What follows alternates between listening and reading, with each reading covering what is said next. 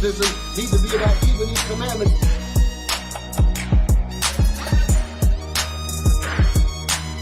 This is not what I expected out of them.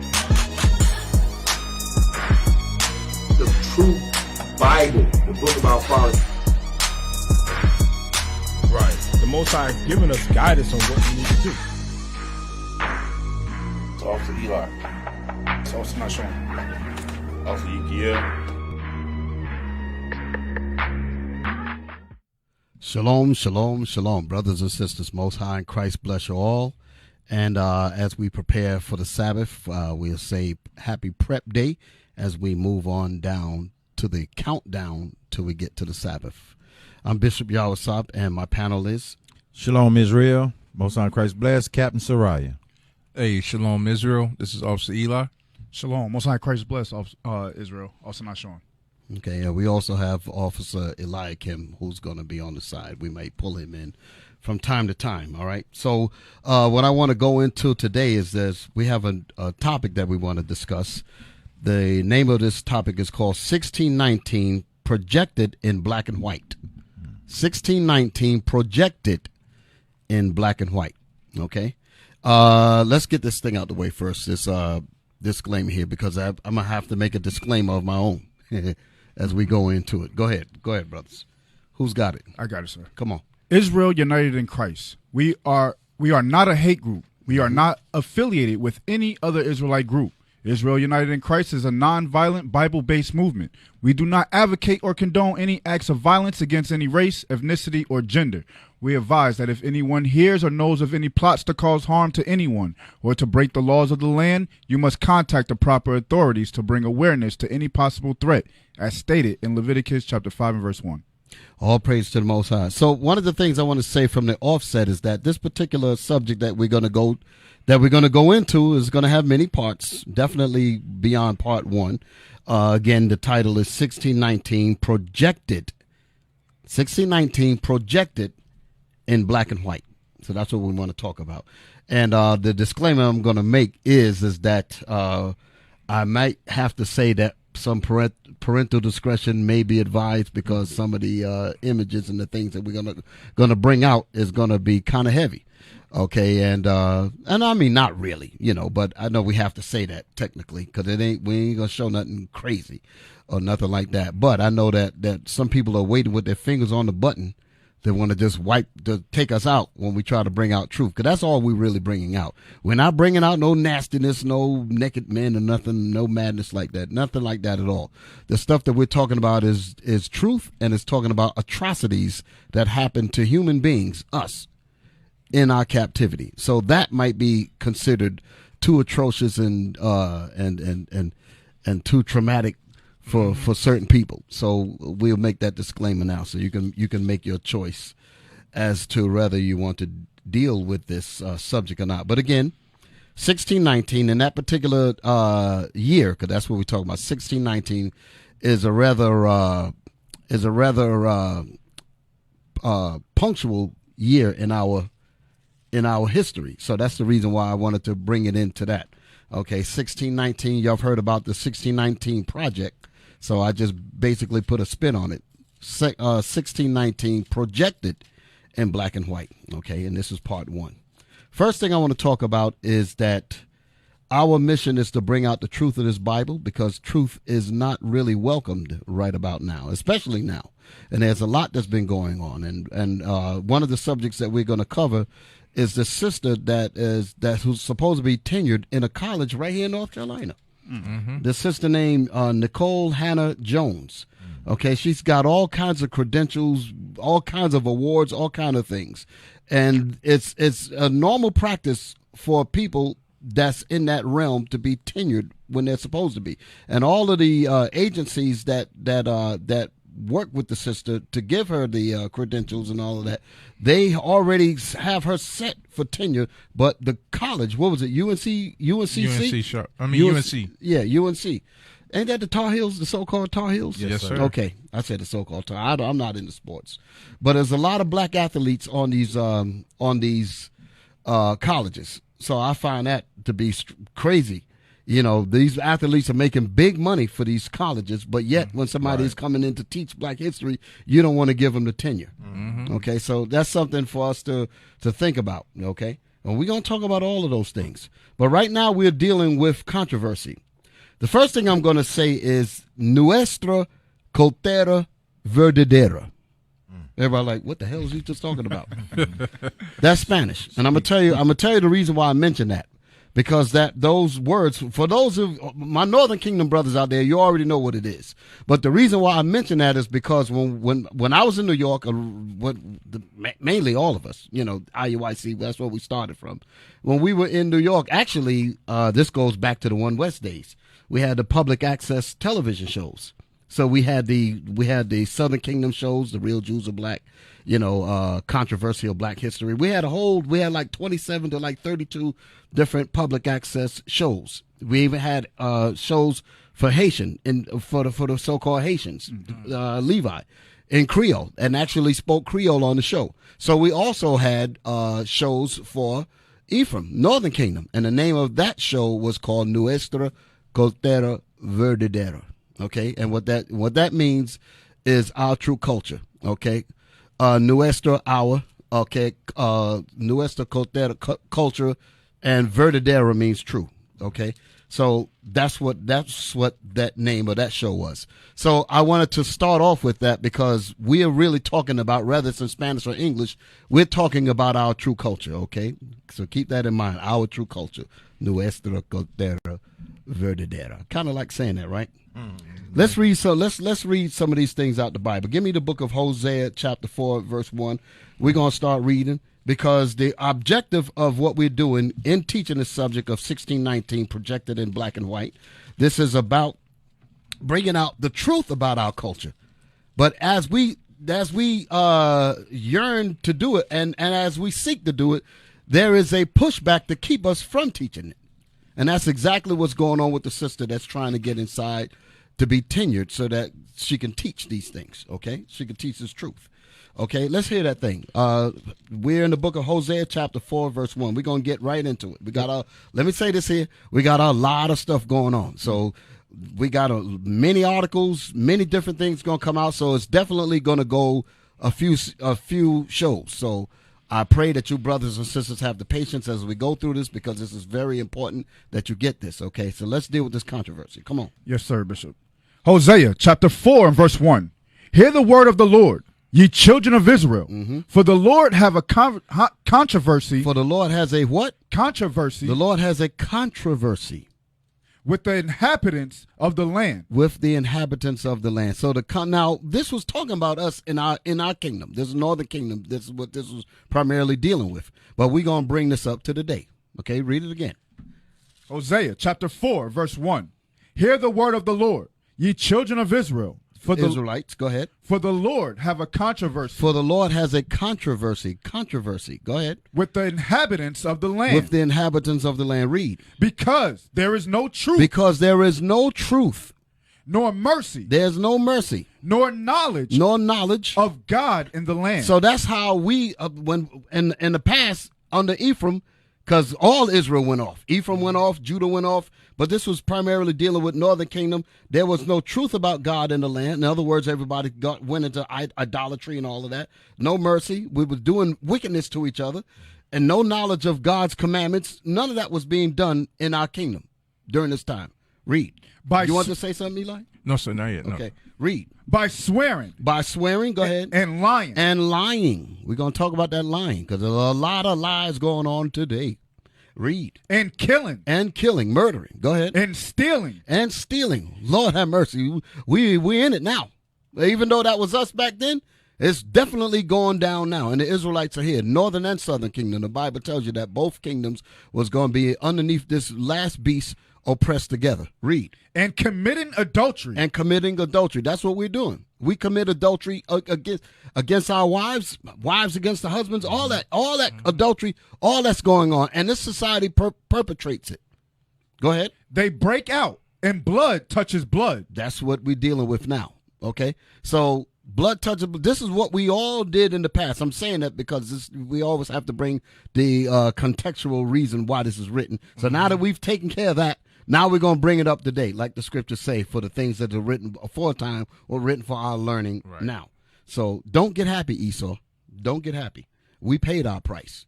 When we messed up back then by not having the laws of God in our minds and all of that, the priest's lips didn't keep knowledge. None of us kept the knowledge, even though that was talking about Levi. But all of us, we all strayed away from the commandments. So the Lord had a controversy with us then, and we paid for that. So now it's your turn, Esau. That's what we're going to get into now. Okay? Give me the book of Lamentations. Lamentations 4, verse 21.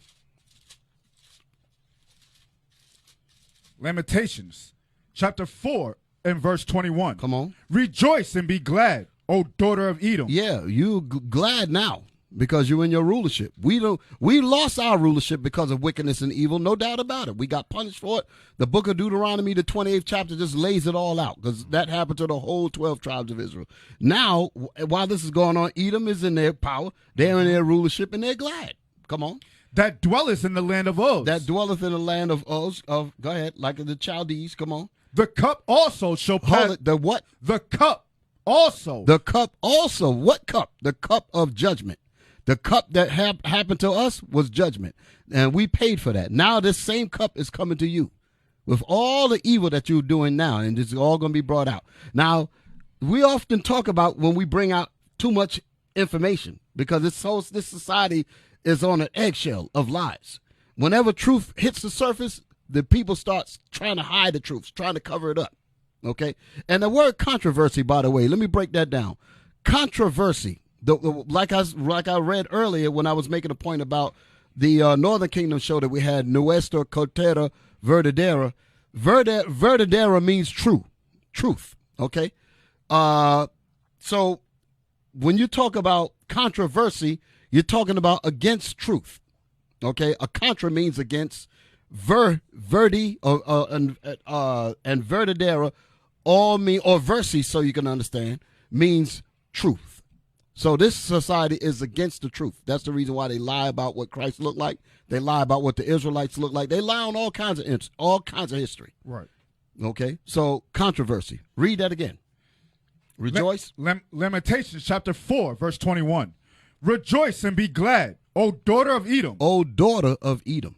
That dwellest in the land of Uz. Go ahead. The cup also shall pass through unto thee. The cup of judgment shall also pass unto the Edomites, these so-called white folks. Go ahead. Thou shalt be drunken. You're going to drink all of what's in this cup like we had to drink it. Mm-hmm. That's what that's talking about. You shall drink it all. Give me the book of Obadiah. Let me explain exactly what that means when they talk about they're going to drink that cup. Mm-hmm.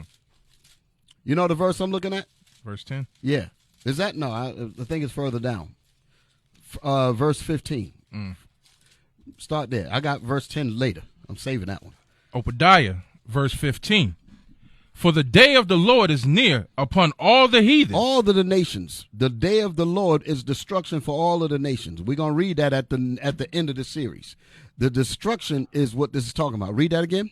For the day of the Lord is near. The day of the Lord is destruction. For the destruction of God that's coming, God is bringing destruction, and it is near. This is what the Bible's saying.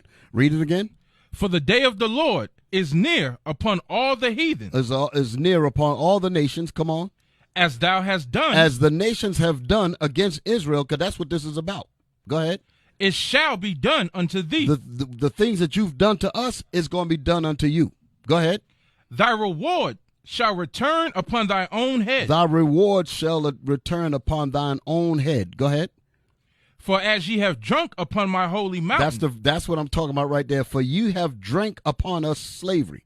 You have drank upon us captivity. You have drank upon us discrimination. You have draped upon us unjust killings and murder. That's what you've done. And got our sisters all messed up. Got our brothers all messed up. Got us in a cultural anemia. Mm-hmm.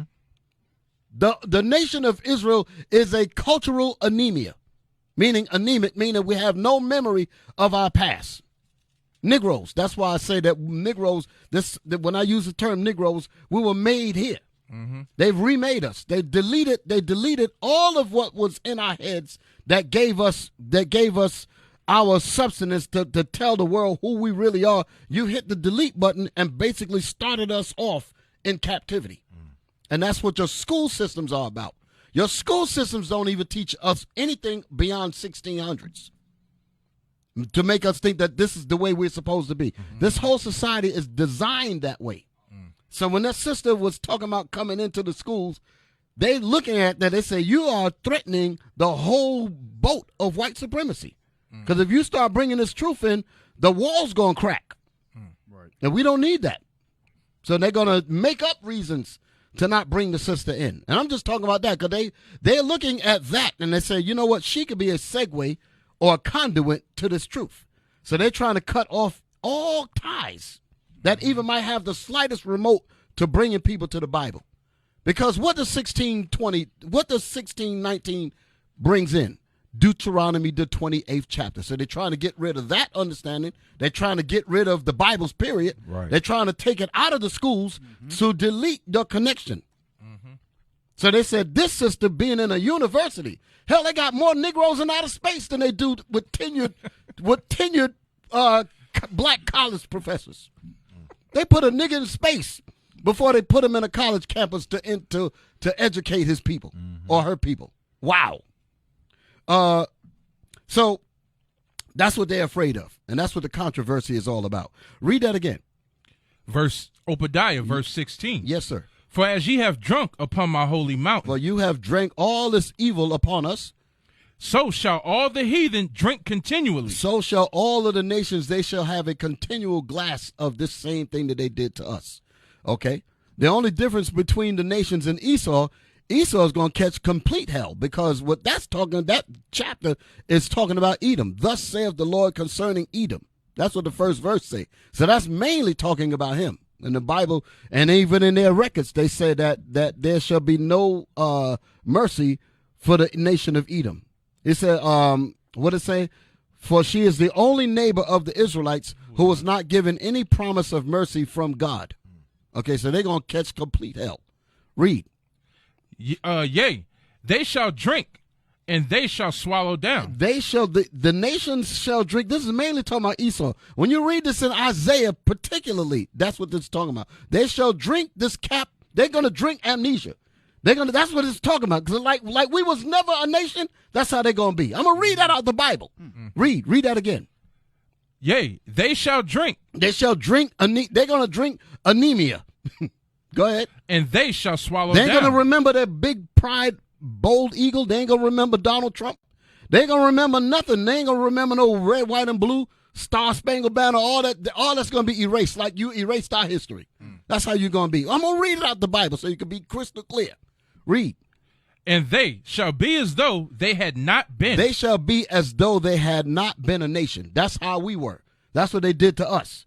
They brought us down so bad we don't even have any kind of connection that said that we were a great people beyond 1600s. That's how you're going to be. Now let me prove that. Give me Isaiah 14.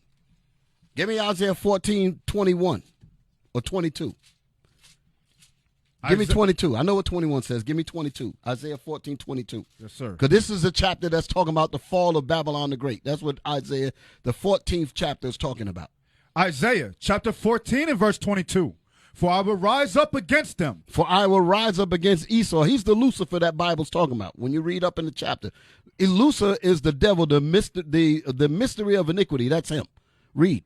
Saith the Lord of hosts. Saith the Lord of hosts. Go ahead. And cut off from Babylon. And he shall do what? Cut off from Babylon. He shall cut off from Babylon. Listen. The name. He gonna cut your name out.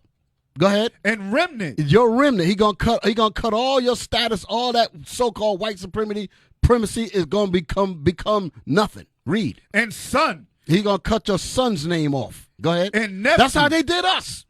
Cut your nephew. All that you gonna get it. Go ahead. Saith the Lord. Saith who? Saith the Lord. Saith the Lord. Go ahead. I will also make it a possession for the bitter. Meaning the Most High gonna bring the besom of this.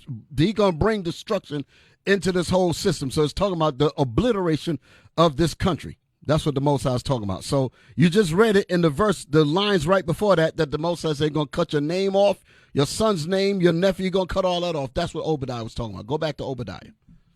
That's what I was talking about. That's how that goes. And the saying, the way we are now, nobody would ever even think that we were Moses, we were Joshua, we were Samson, we was those great people in the Bible. And nobody would attribute, even in church where they got plenty of Bibles, you got the children of the prophets sitting in the church and they talking about some white folks as the Jews. Right. They totally obliterated our history. You got it? Yes, sir. Read Obadiah, that verse that we was just reading. verse 16. Yes, sir. For as ye have drunk upon my holy mountain, so shall all the heathen drink continually. So shall all the nations drink continually. Go ahead. Yea, they shall drink. They shall drink this captivity. That's what it's talking about. They're going to drink slavery. They're going to drink racial amnesia like we drink it. Go ahead. And they shall swallow down. And they shall swallow it down, meaning they're going to fully digest being a blank.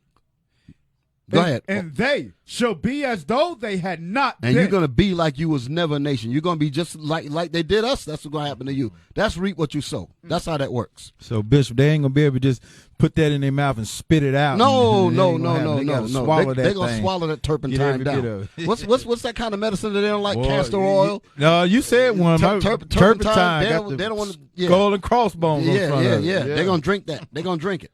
They're going to drink all that up. Oh, praise. Okay. They dropped turpentine on Black Wall Street. I think that's what they used, right? That was a chemical they used to kill us when they dropped bombs on us. It was boxes of turpentine. Wow. I believe. I'll confirm that. So where were we at? We was in Lamentations, right? sir. Let's get back to that. Lamentations chapter 4, verse 21. Rejoice and be glad, O daughter of Edom, that dwellest in the land of Uz. That dwelleth. So bringing it up to date, you dwell in America now. Go ahead. The cup also shall pass through unto thee. Thou shalt be drunken, and shall make thyself naked. So the cup of everything that we just read is going to come back to you. That's reap what you sow. You got these people sitting up in the churches reading about reap what you sow, and they actually think that these people are going to do all this evil. I'm showing you that that Christianity is nothing but white supremacy. It has absolutely nothing to do with the Bible. Right. You so-called black and Hispanic people need to understand that completely. So-called this mess that y'all call Christianity is nothing but a doctrine that blinds the world of the Bible's truth. Period. That's what it's about. It has nothing to do with Judaical history, nothing to do with the real Christians, none of that. It is simply a doctrine to blind everybody, to deceive everybody into white Jesus, to deceive everybody into no justice, no payback, nothing. They're going to do all of this rape and robbery, then you're going to gather these people up under a building with a steeple on the top talking about these are the Lord's people, and they got blood all over their hands. And you actually believe that garbage. You so-called Christians in this Christian garbage. You got to be out of your mind. You think that God going to allow all of this evil to go down, and then at the end, he going to just let them go off. He didn't let us go. Right. Go ahead, man. I know y'all want to say something. I do, Bishop, because when we read the Bible, they read John 3:16 so much, they never read the hall of punishment in Amos. Can You're we right. get the hall of punishment in Amos? Wow. And I want to talk about that John 3:16 too, because the so-called Negro, he is so his slate, his memory slate has been wiped so clean. They got the men in black. Hey, it's been wiped so clean, brothers, that he'll read John 3:16. Dig it. He'll read John 3:16, talk about the whole world, but won't even think about his poor black behind. You busy worrying about saving everybody else but you. Then when the Bible says that the Lord said that he will redeem us from the hand of our enemies and all that hate us, you wanna dismiss that. You're sick. You're underneath the dope of Christianity. Your mind is gone. Go ahead. Read that thing. What you got? Get 1 and 9, and we're going to jump to 11. Yes, sir. Amos chapter 1 and verse 9. Thus saith the Lord, for 3 transgressions of Tyrus, and for 4, I will not turn away the punishment thereof. So he's telling the Africans, I got a punishment for what you did to the nation of Israel. That's right. Go ahead. Because they delivered up the whole captivity to Edom. That's the transatlantic slave trade. Go ahead, right The on. Africans delivered us to Edom. So the Most High said, I got to punish y'all for that. They not getting away from it. Go ahead. And remembered not the brotherly covenant. And he's telling Esau, y'all didn't remember that Israel was supposed to be your brother. Jump down to verse 11. Verse 11. Thus saith the Lord, for 3 transgressions of Edom, and for 4, I will not turn away the punishment thereof. So we can't stop what is written. The scriptures say they cannot be broken. Go ahead. Because he did pursue his brother with the sword, and did cast off all pity. All pity. Go ahead. And his anger did tear perpetually. Go ahead. And he kept his wrath forever. And you can read about that in Ezekiel 35, when he said that our iniquity had an end, and they continue to destroy us.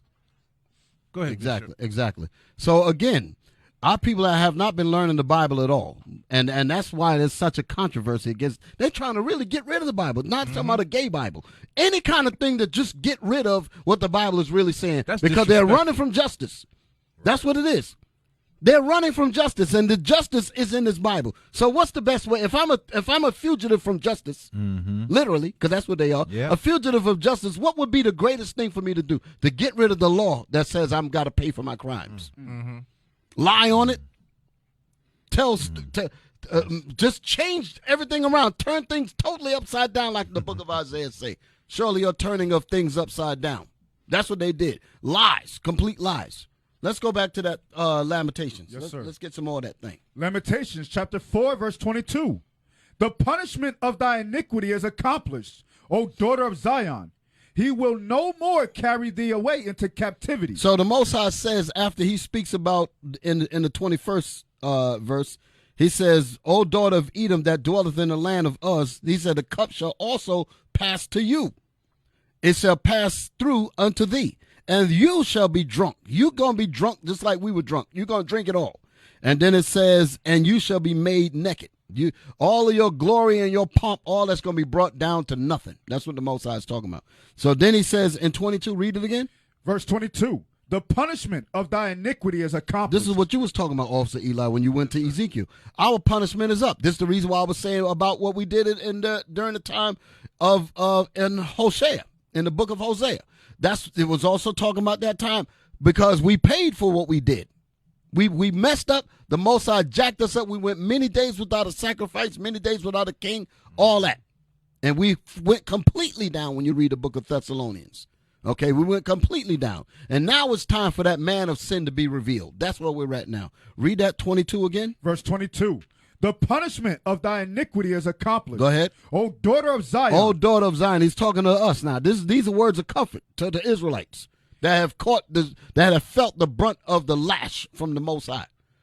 Go ahead. He will no more carry thee away into captivity. Hallelujah. He will no more carry us away into captivity. You know, it's a terrible thing to be sitting in church and not realize that this Bible is speaking to you. Right. You're sitting up there clapping, yes, the Jesus loves me, and you got all these so-called white angels flying around your head. Like Tweety birds. That's all you're thinking about. Right. White angels, white Christ. And these words means nothing to you because you haven't been taught. And that's by design that you haven't been taught. The same way that they're trying to keep the sister from teaching in the universities, they're keeping real truth out of the churches to keep all of us in an amnesiac state. Delusional. Yes, lost, sir. blind. Read. He will no more carry thee away into captivity. He will no more carry Israel, meaning us, into captivity anymore. This is it. We're in the last kingdom. We're in the last leg of this final kingdom.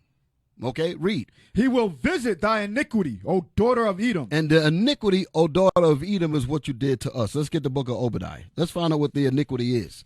Because a lot of people have been trying to say, that, wait a minute, how in the world could a white man sin if the laws is only made for Israel? You're not being jacked up because of you broken the Sabbath day or anything like that. You ain't getting jacked up for that, Esau. You ain't getting. That's not the reason why the Most High going to jack you up, because those laws were not given to you. The book of Psalms said. The book of Psalms says, how I go? Psalms 147, 19 and 20. He showeth his word. I got it. He showeth his word unto Jacob, his statutes and his judgments unto Israel. He has not dealt so with any nation. And as for his judgments, they, meaning the nations, have not known them.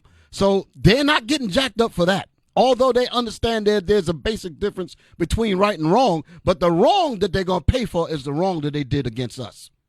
They ain't going to get jacked up for not keeping the Sabbath because it wasn't given to them. They're not going to get jacked up for keeping the high holy days because it wasn't given to them. They're going to get jacked up for putting in nasty, mangy hands on this nation. Right. That's what they're going to get paid for. That's a judgment that they're going to get. And that's a sin, because we're about to read it. Read that. Obadiah, verse 10. For thy violence against thy brother Jacob, shame shall cover thee. Now, you see what the Most High said? The Most High says, shame shall cover thee for thy violence against thy brother Jacob. Jump up to verse 8. Verse 8.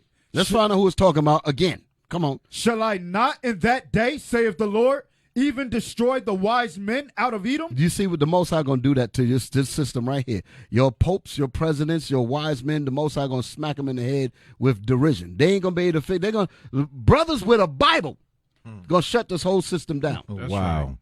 That's how the Most High deals. He takes something that you consider nothing and he going to make them the gods of this planet. That's how he get down. Okay, read that again. Shall I not in that day, saith the Lord? In that day, meaning the day of the Lord, so you can understand that we're approaching that thing now. Read. Even destroy the wise men out of Edom. He's going to destroy the wise men out of Edom. Go ahead. And understanding out of the mount of Esau. He's going to destroy the understanding out of the mount of Esau. You can read that all throughout the book of Isaiah and Jeremiah. He's going to smite the prognosticators. He's going to mess them all up. They ain't going to be able to figure out nothing. The Most High going to hit them in that derision. Like us. You really got to understand how brilliant we are as a people. Here you got the sister. I'm going to read. I got her credentials here. This sister got all kinds of awards.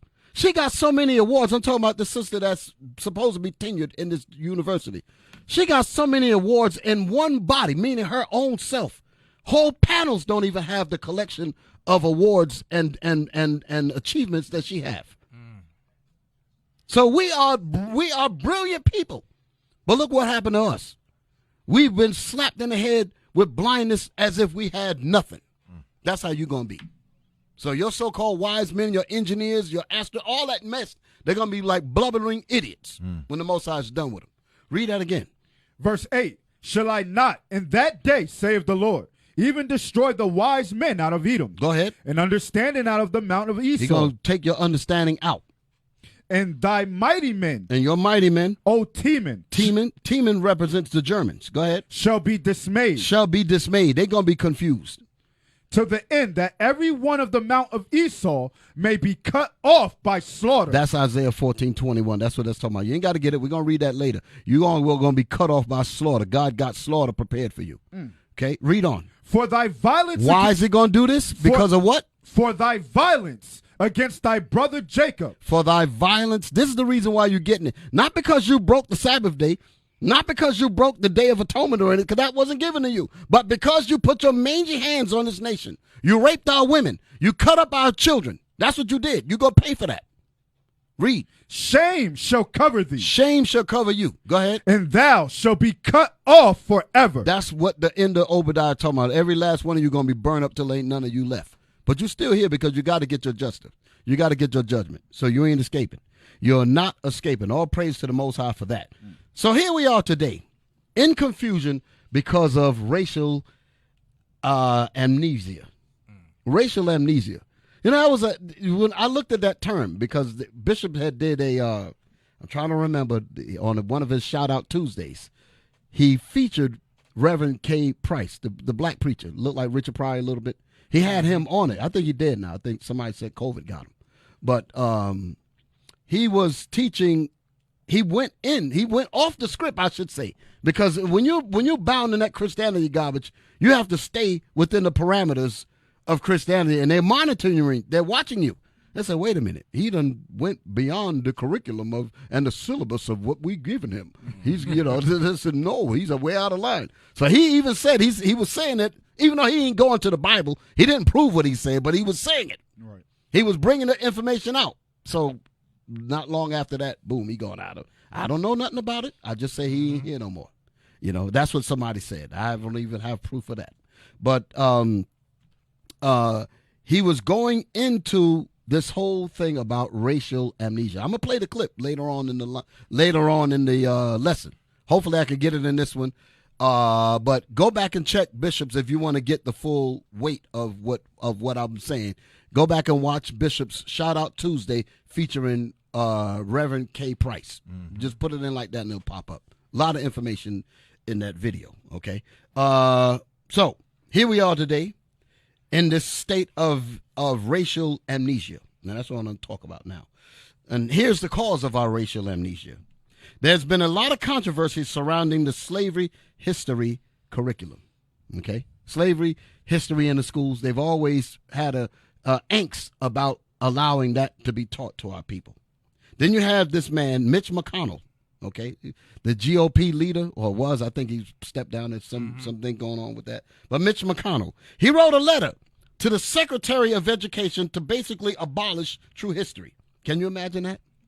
Yes, the Secretary of Education. Let's find out what the Secretary of Education means. I don't want the Reverend Price yet. Just put that down. Just follow me. Let's go back up. Stay with me, brothers. Stay with me. Go up on the Telegram. Follow the Telegram. Don't move ahead of me. That's why I gave it to you the way I gave it to you. That thing right there. Click that. Okay. Where you at? Lie Kim, you got me?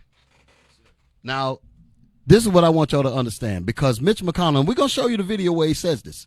What does the Secretary of Education do, and why should we care? Okay. Go ahead.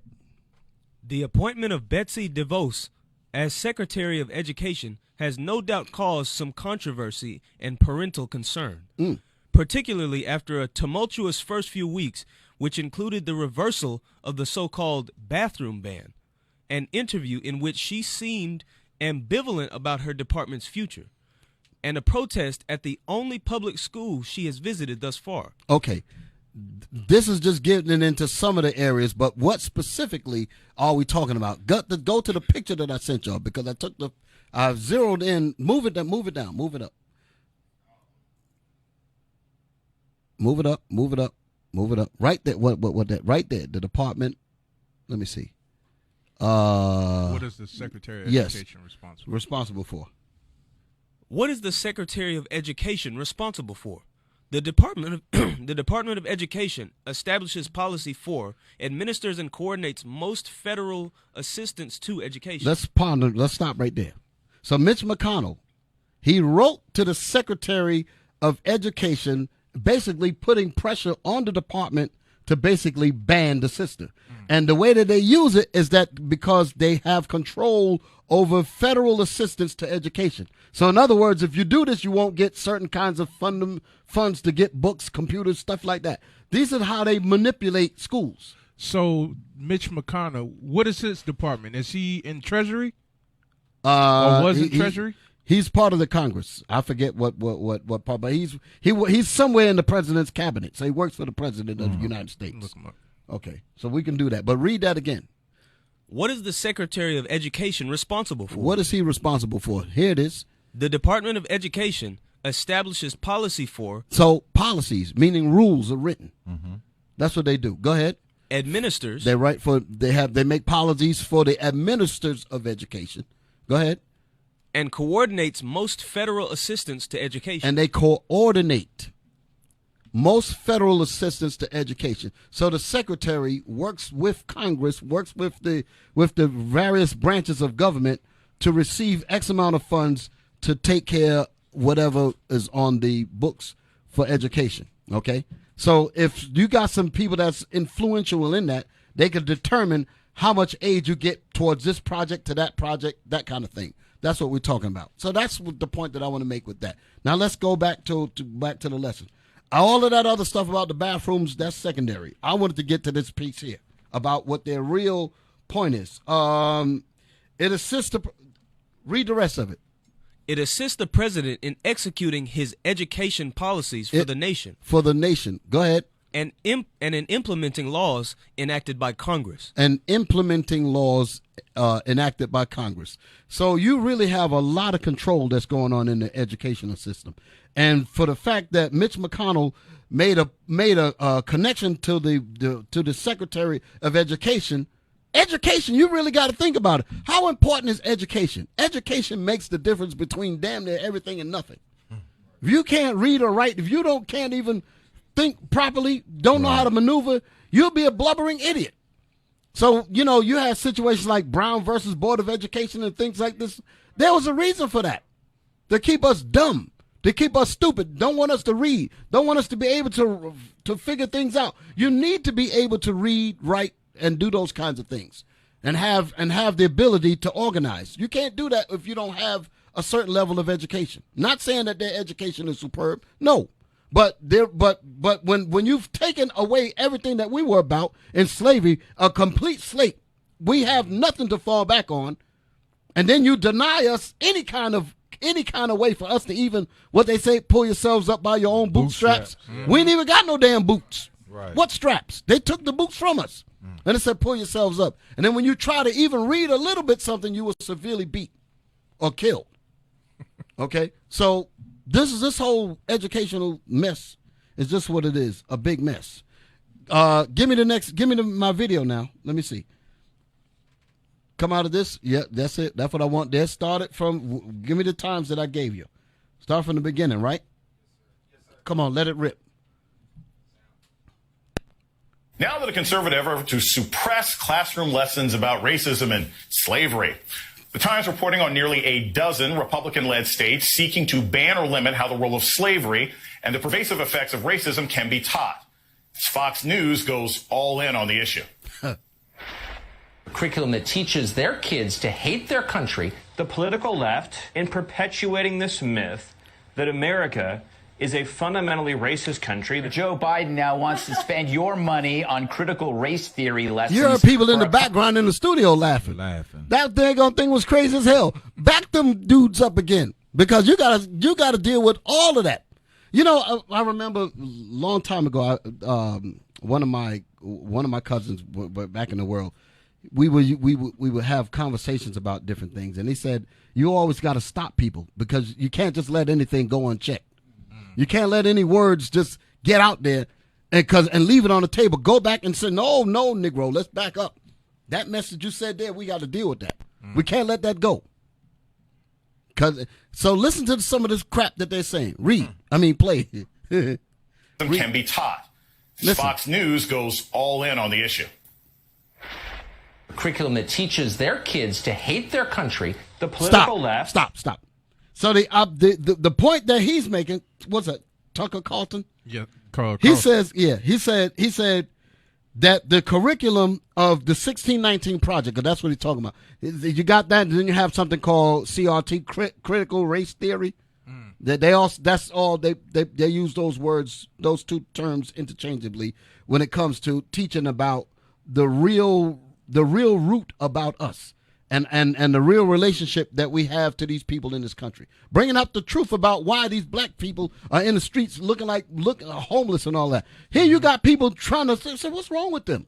Why are they just having babies and they don't take care of themselves? Why is it that they deal with this here? They get drunk and they do all. Look at these people. What's wrong with them? And if you never find out about the evil that was done to their fathers that put them in that condition, you will actually think that that's an innate thing with us. You will actually think that that's really who we are. And we not having no kind of information about it, we'll begin to accept that about ourselves as well. Well, maybe it is something wrong with me. No, something was done to us. And the history that the sister talking about bringing out and what the Bible's bringing out is going to show you the reason why we have crazy now. Okay? Let's play that thing. You're talking about something that teaches them to hate their country. Your country is hated by God. So what the world are you talking about? Read. I said read, right? In perpetuating this myth, hold it. The myth. Hold it. He said also it's also making reference to the 1619 Project that the sisters talk about and the CRT, critical race theory curriculum that they're talking about. They're saying that this thing does what? What was the state that he said? It perpetuates the myth that America is inherently racist. That's what he was going to say, I think. Back that up again. Let's get those words. You can't let these dudes get away with nothing. Go ahead. Right. Country. The political left, in perpetuating this myth that America is a fundamentally racist country. Stop.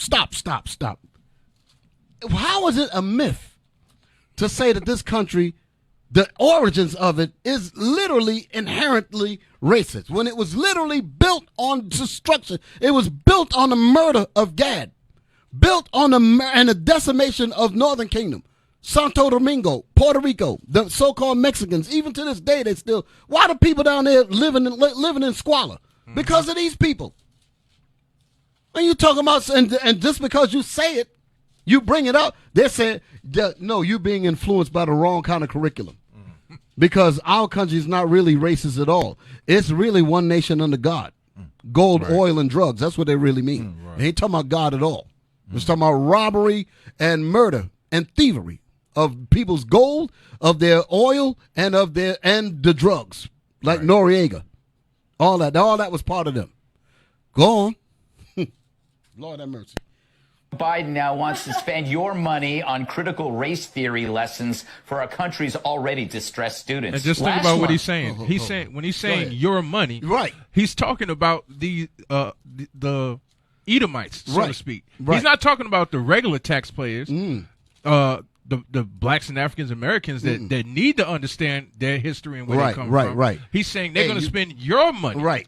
Hey, you hitting on something. Back that up a little bit again, because I want y'all to catch what officer just said, because he's really making a reference to his white constituents, so you can understand his white base. His base is his so-called white supremacy people. He's saying basically what he's saying is the niggas is taking over, and they're using your money to fund their agenda. That's the dog whistles that they're putting out there to the people. Go ahead. America is a fundamentally racist country. Joe Biden now wants to spend your money on critical race theory lessons for our country's already distressed students. Last month, Distressed. For countries who's already distressed. We're going to talk about distress later on.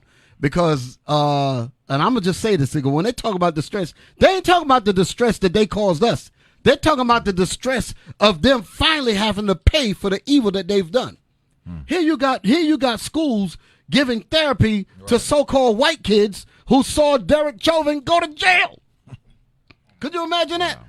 Even Amber Geiger. I gotta say this here. I gotta say, and I didn't even have this in my lesson. Bring it out, bitch. Listen to me, man. The doggone white supremacy is so deep, and it runs deep within our wiped out minds, because we don't have any blackness up there. All that's been wiped out in this so-called educational system, like they did Gad. What they did, kill the Indian, save the man. The Indian is the rebelliousness to oppression. That's what they call the Indian. They call that savage and all that. That's what they call. They said beat the bitch out of her. That's what they say about our sisters and to our men that offer any resistance to their white supremacy teachings. I use that word bitch in quotes so you can understand. That's what they said. Okay, so their whole thing is to wipe your mind clean of the real essence of you and to give you a whole mentality. Give you a whole new mentality that loves white supremacy, that will embrace white supremacy. Case in point, like I talked about, I was mentioning about Derek Chauvin. Let me, since we're talking about it, let me just drop that in there for just a second. I'm skipping for a second. We're coming back to this. Since I mentioned it, let me give you an example of what I'm talking about. Give me the Derek Chauvin. We're going to come back in my slides. Come all the way down, right there. Read that. Where you at, Larkin? Let me see the parts that I want. Look at this here. Read. Schools offer grief support for white students after Derek Chauvin conviction. Oh, schools offer grief support. Wow. They offer grief support. Why would kids grieve? Because they saw a cop, which is their savior, which is their guarantee of white supremacy. This is what it's really saying. That's the dog whistle. That's what it's really saying. We saw one of our own protectors, one of our own nobles, one of our own fortress to keep you niggas in check. I'm using those words in quotes. Yeah. Because that's how they say it. And we saw him go to jail. So, we need therapy. Yeah, so hell with George Floyd. No, George Floyd in their mind was an ape. George Floyd in their mind was a monkey that needed to be in the electric chair for spending $20. He should, hell, they want to give a brother the electric chair for jumping the turnstile. Darn. That's how they and they won't think of that as unusual and cruel punishment. They'll deal better with a dog than they will us. So read that again. Schools offer what? Schools offer grief support for white students after Derek Chauvin conviction. So when Derek Chauvin got convicted, white folks needed therapy.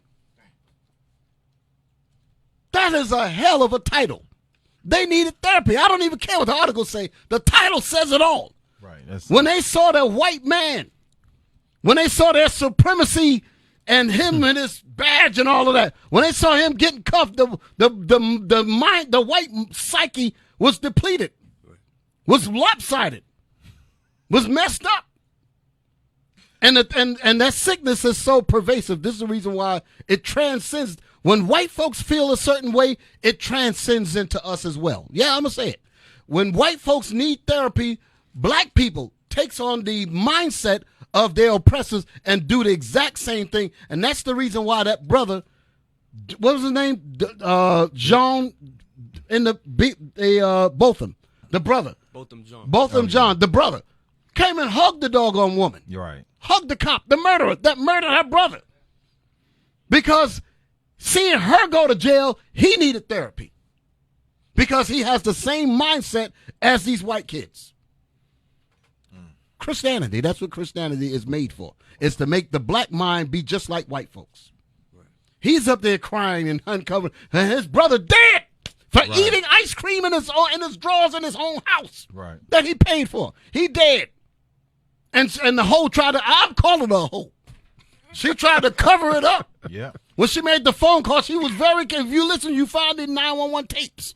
They brought it out. Mm-hmm. She was more worried about her stank ass. Mm-hmm.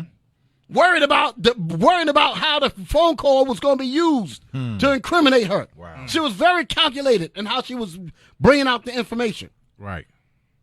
But yet, the brother of the dead man gonna tell me something, I need to hug you. Because seeing her go to jail had the same traumatic effect as these white kids. That's crazy. Yeah. I'm speechless on that. Yeah, but that's what it is. That's what it is. So let's read that thing. Lord have mercy. So that thing just hit me. I wasn't even going to say that. But I got to thinking about that thing.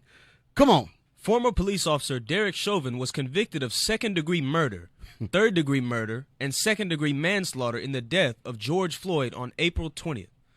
Immediately following the verdict, the school district of Piedmont, California, thought it was a good idea to offer grief counseling for white students. Hold it. Wait a minute. So when we see our brothers, where was the grief counseling for George Floyd's family? Where was the grief counseling of the sister? What was her name that watched it? What was that girl's name? That filmed it? I don't remember. Yeah, I know you're talking about the sister she was so traumatized she could barely speak. Where's her therapy at? Right. Where's her therapy? How come there's no committee to fix her up? Her and her daughter Daniela. I remember parts of the name Daniela and the sister Frazier. I think her name was Darnell Frazier. I think was her name. Something like that. Darnella Frazier. Where's her therapy at? She just saw a father figure. Just like these people saw a father figure go to jail, they need therapy. She said it in the court. She said that he could have been my dad, could have been my brother. Right. Where's her therapy at? You talking about this country ain't built on racism. You're a damn fool if you believe that garbage. Read.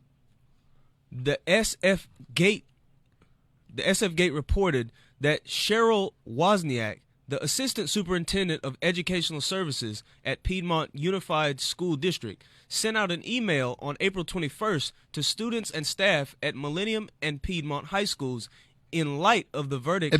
In light of the verdict, because when the verdict came out, her being a white woman, she's looking at white kids and she said, I already know that their minds is all torn up. So just like my sister, her mind was all torn up. Right. She's all in court. She's gasping. Y'all remember when I played them videos few weeks ago? The sister couldn't even speak. Right. She just looked at his terrorist-looking self, and she couldn't even speak. And it was so traumatic, they showed you on YouTube just the torso of him, but she saw his whole body with the knee pressed down on his neck. Right. She saw all of that. But yet, she don't need therapy. Wow. But America ain't racist. Jump down. Let's get to the main meat. Students at the school. Right there. Students at the school raised concerns about the email, and students of color expressed they were feeling hurt and disrespected by the district's administration. Superintendent Randall Booker released a statement addressing the controversial offer, which was later rescinded. So basically, you have a situation where it says that the students of color expressed that they were feeling hurt and disrespected because nobody gave a damn about the therapy that they need. because the school is 60. I read the article Okay, while you so come on with 62% white, Right. and 2% black. So they Wow. feel as though we need to take care of the majority of our white students here, as opposed to the trauma that happened to the black students, and knowing that that could happen to any one of them at any time. Exactly. They're looking out for their white students. Exactly. But this ain't a racist country. It's a hell of a thing. Where's Christianity to speak about this? If you even think that Christianity has anything to do with justice, you are just as crazy as a baboon's behind. Right. Your mind is up or behind. Your mind is up the behind of a gorilla. It just don't make no doggone sense for our people to be that damn stupid with this Christian garbage. Let's get back to what I'm talking about, man. Before I start getting crazy. You on it, Bishop? Where am I at? Yeah, right there. We at the yeah. Play the get some more of that. You said something, Bishop, Yeah. and I wanted to play again because you said dog whistle. Yes, sir. And we brought out a video clip last week where Nixon Right. talked about what the dog whistle meant to the white constituents. Bring it out. And how it was meant to use coded words Right. for them to know Wow. what they were talking about. So once we go, I would hope you allow me to bring that video out. Yeah. We can bring that in. We're about to go to a break. Let's take our break and then we'll come back and we'll bring you that information. All right, brothers and sisters, we'll be back at you. Like I said, we got a lot of more. Oh, The words of Mr. T, right? Got a lot of more. Come on. Got a lot of more. Come on, Bobo. Got a lot of more. We'll be back after these words.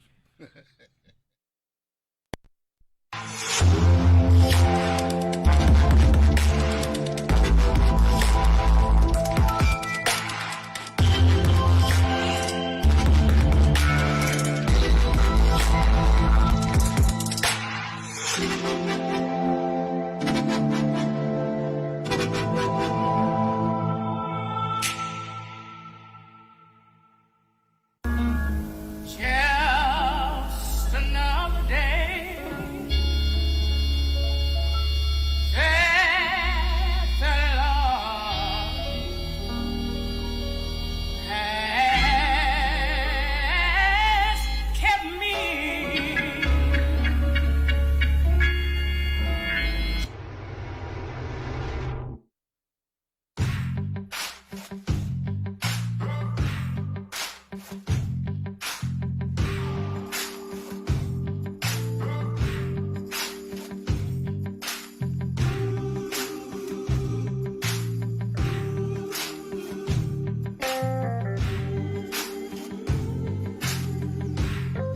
Which knew his Lord's will.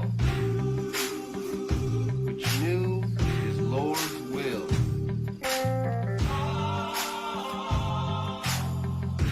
And prepared not himself. Prepared not himself. Neither did according to his will. Shall be beaten with many stripes. Did you hear that? Stripes. That nigga that don't obey his Lord, that's his master, you see? That little nigga shall be beaten with many stripes. How many signifies a great deal. 40, 100, 150 lashes.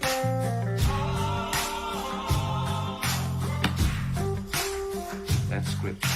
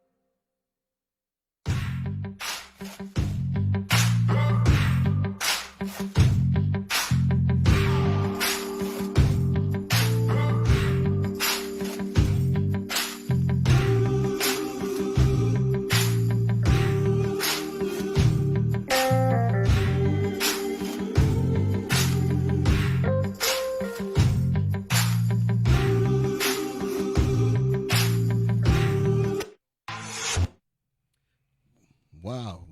Is that it? That's how we gonna do? Oh, I don't even hear myself. There we go. All right. Brothers and sisters, wow, a lot of technical difficulties in the place to be.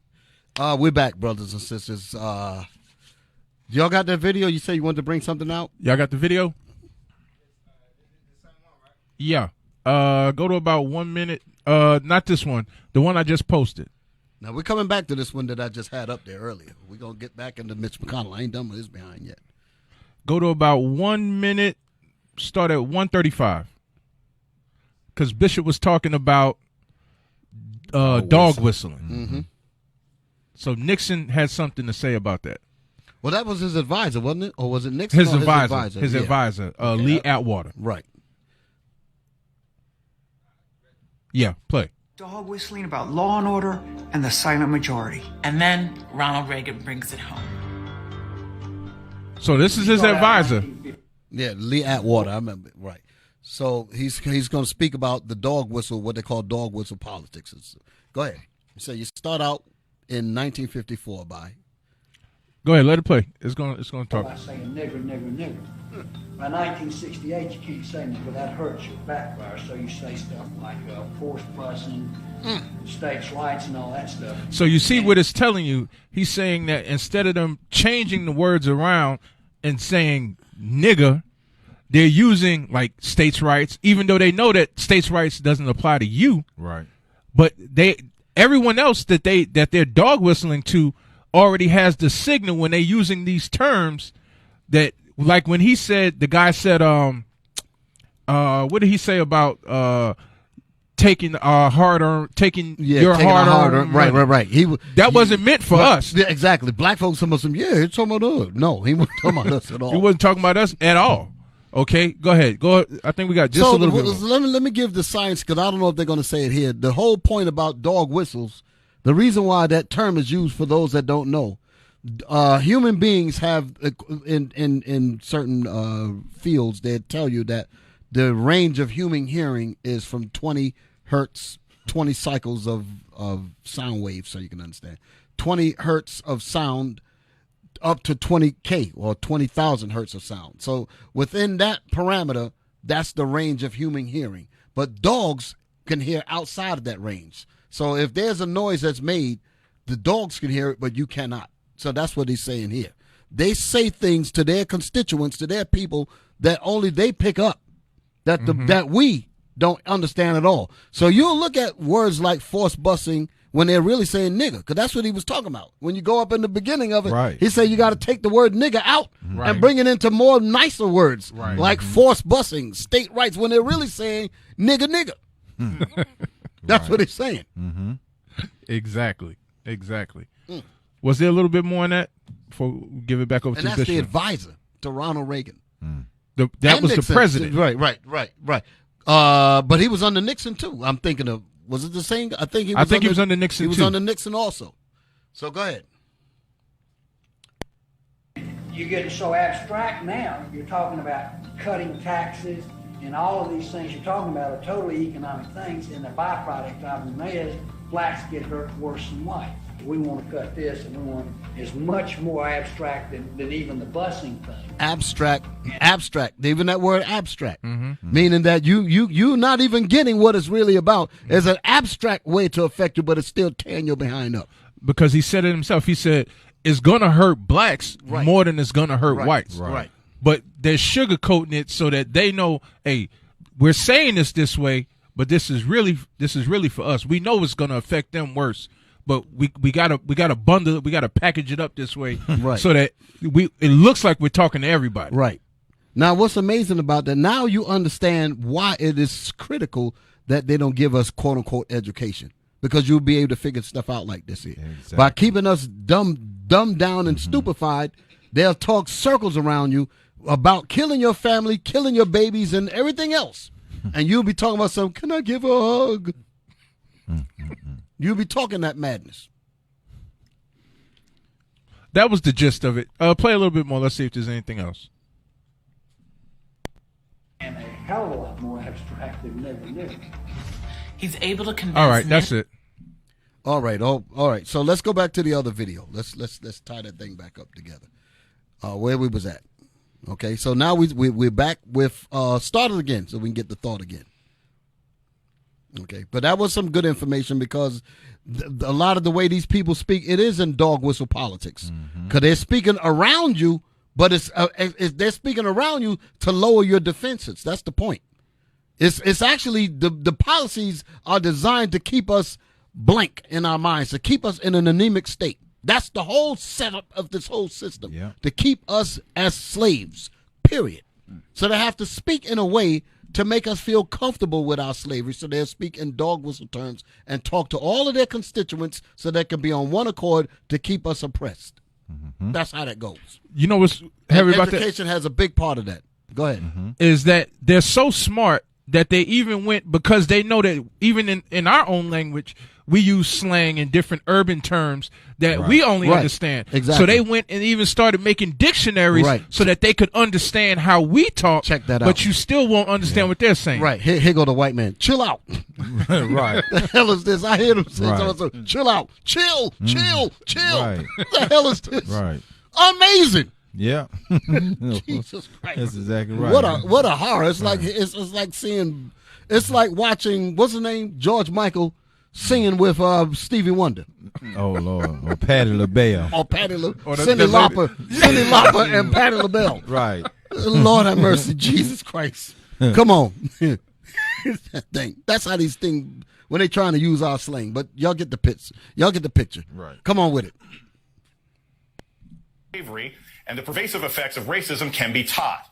Fox News goes all in on the issue. Curriculum that teaches their kids to hate their country. The political left, in perpetuating this myth that America is a fundamentally racist country. It's not a myth. It's not a myth. This is a racist country.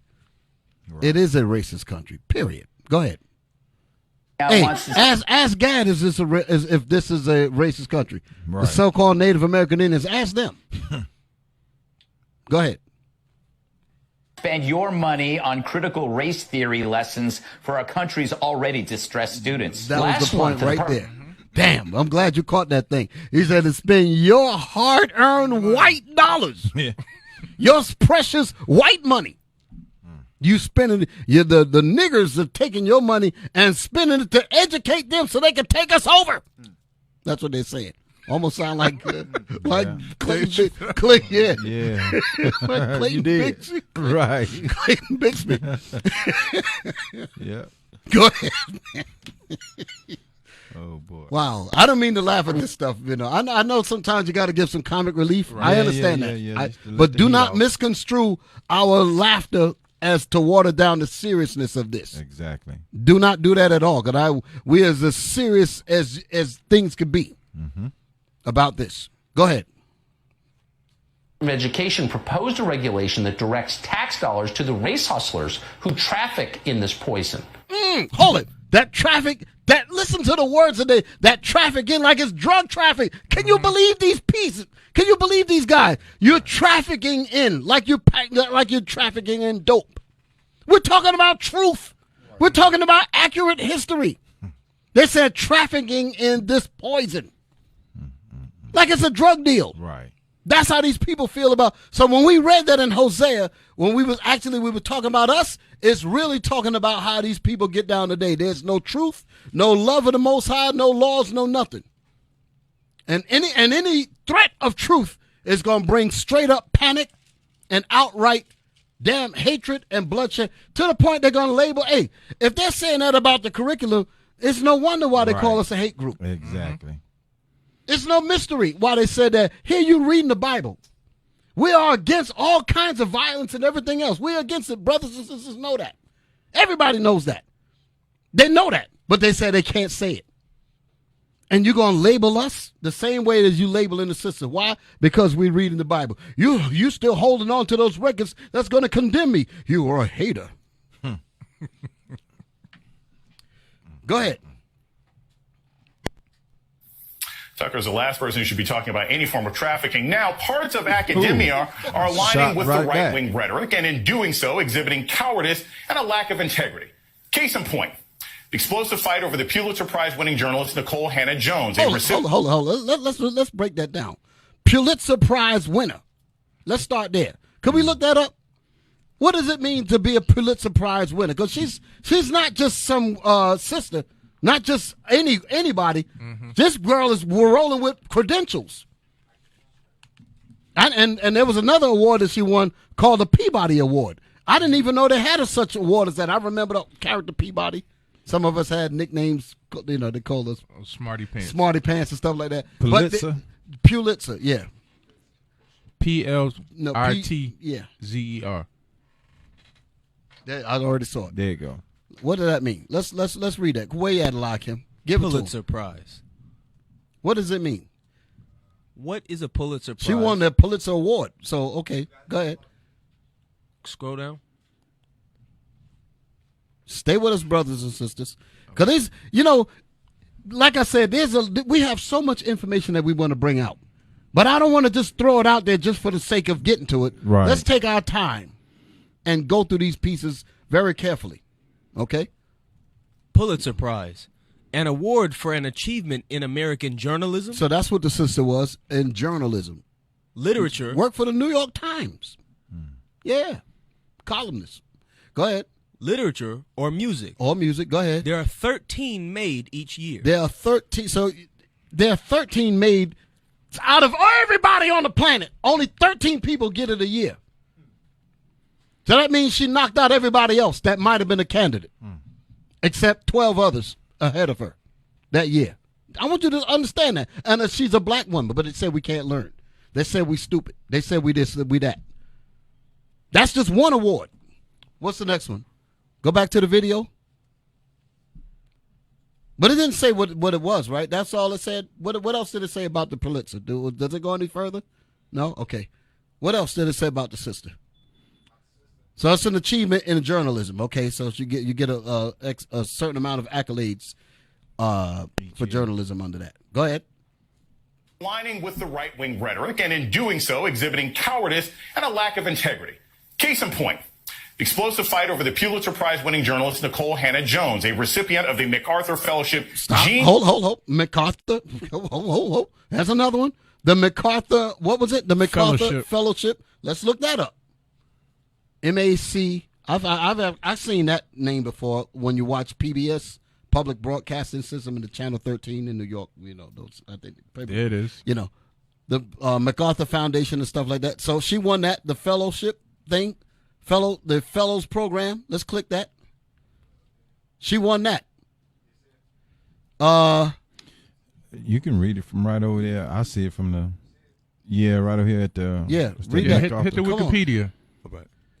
The MacArthur Fellows Program, also known as the MacArthur So Fellowship. it's the same thing. Go ahead. And commonly but unofficially known as the Genius. Holy Jesus! Hold it! Stop!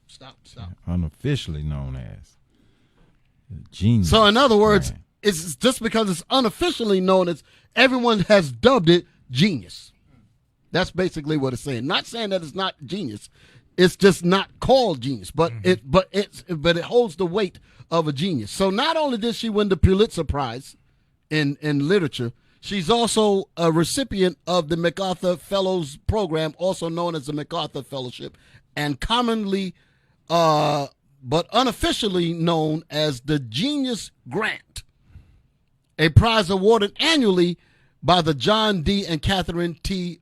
MacArthur Foundation. Okay, I remember seeing those names on your PBS programs and things like that. She won that. So now that's two of them. This black woman. But we can't learn. So remember when I was pointing out in the book a couple of weeks ago about the conspiracy to destroy black boys? They wanted to get her too, because the whole idea was to shear off any kind of brilliance, to shear off any kind of intelligence. That's their whole mission.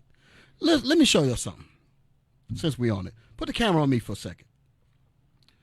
Why would our people, because our people are brilliant, and I really get upset when we waste our ability. I know our minds have been erased. I know that we've suffered all kinds of different things, but we are a genius people. It's no surprise to me. This sister is genius, along with many millions of us. even with our brain being deleted, coming over here. So we are without our historical achievements. We started from zero in a race that everybody else has been running. They got all the history, all the historical points. Here we coming in like we just started in the race in 1619 from zero. And we come up beyond everyone else to be one of 12 and 13 people to win a Genius Award. I want you to really understand the magnitude of what we're bringing out. Here you got a book called Black Inventors of America. All black people. The major inventions all throughout this country. You have no idea. Right. This book is loaded with them. And I'm going to go through it probably later on in another segment. About all of the different things that we have brought into this country. Our inventions and all of that. The greatness of us. And we've started we started from amnesia. From amnesia. Go on with the thing. Over the Pulitzer Prize winning journalist Nicole Hannah-Jones, a recipient of the MacArthur Fellowship Genius Grant. They don't hand those out to everybody. Oh, 1619. you heard it? You heard what he said? They don't just hand them out to everybody. Right. So she got to be super special. And then you're going to deny her tenure. But other people on the board don't have that. She's got more credentials. I heard one of her interviews or something. I'm trying to remember. I was watching several of them. And somebody made a comment that said she's got more credentials than whole boards. I'm talking about boards with many members on it. Collectively, they don't have the amount of awards that this one sister in one body will what she has, and yet she's denied. This is amazing. But they'll put us out in space. Brother gonna say it. Come on with it. Team Project famously looked at the legacy of U.S. slavery, and who this year was appointed the prestigious Knight Chair in Race and Investigative Journalism at the University of North Carolina, which is usually a tenured job. Stop. It's a tenured job, so she's supposed to be, and that's right here in North. That's in Charlotte, ain't it? No. Chapel Hill. Raleigh, Chapel Hill. Yeah. Chapel Then Hill. Durham. You know North what? Carolina. My cousin went there. Now I understand the Tar Heels. Michael Jordan, all that. That's his school. Yes. Okay, I'm with it now. I remember now. So here we go. She's supposed to be tenured there. Wow. Go ahead. Unbelievable. But it is believable. Except not this time. In a highly unusual step, the university's Board of Trustees denied Hannah-Jones tenure, breaking with the recommendation of the actual journalism department that was hiring her. It's already provoked. Hold it. Did y'all hear that? They just went against the straight up rules. The same entity that put her there, they went against it. Go ahead. This is no surprise to me. Go ahead. UNC board claiming today Hannah-Jones has a limited, quote-unquote, academic background, even though she received her master's degree from, wait for it, University of North Carolina, which I should note is also my alma mater where I got my doctorate, and I know the difficulty that they put people through. So what's really going on here? Well, first... Yeah, that's what's really going on here. Right. Let's get the real facts, because this is BS. Good question. Let's get the real facts. Come on, brother. There's the larger issue of diversity in academia. It's important to note, just 5% of tenured professors at bachelor's universities in America are black. There are a larger percentage of African-American astronauts than black people who are tenured in this country. It's easier for us to get shot into space than actually teach undergrads. Wow. We don't mind you teaching the rocks out in space, but don't you teach your people. Think about the man in the ghetto has a better chance of getting in outer space than to teach in a college. Tenured. But this ain't a racist country. Oh, Lord. And they didn't pick up what he said. No. 5%. Yeah. All of the That's universities Yes. that they have in America, Right. 5% Right. Yeah. of professors bring are them, black. right. Bring them numbers in there. Out of 100% of all of the professors, only a nickel is black people.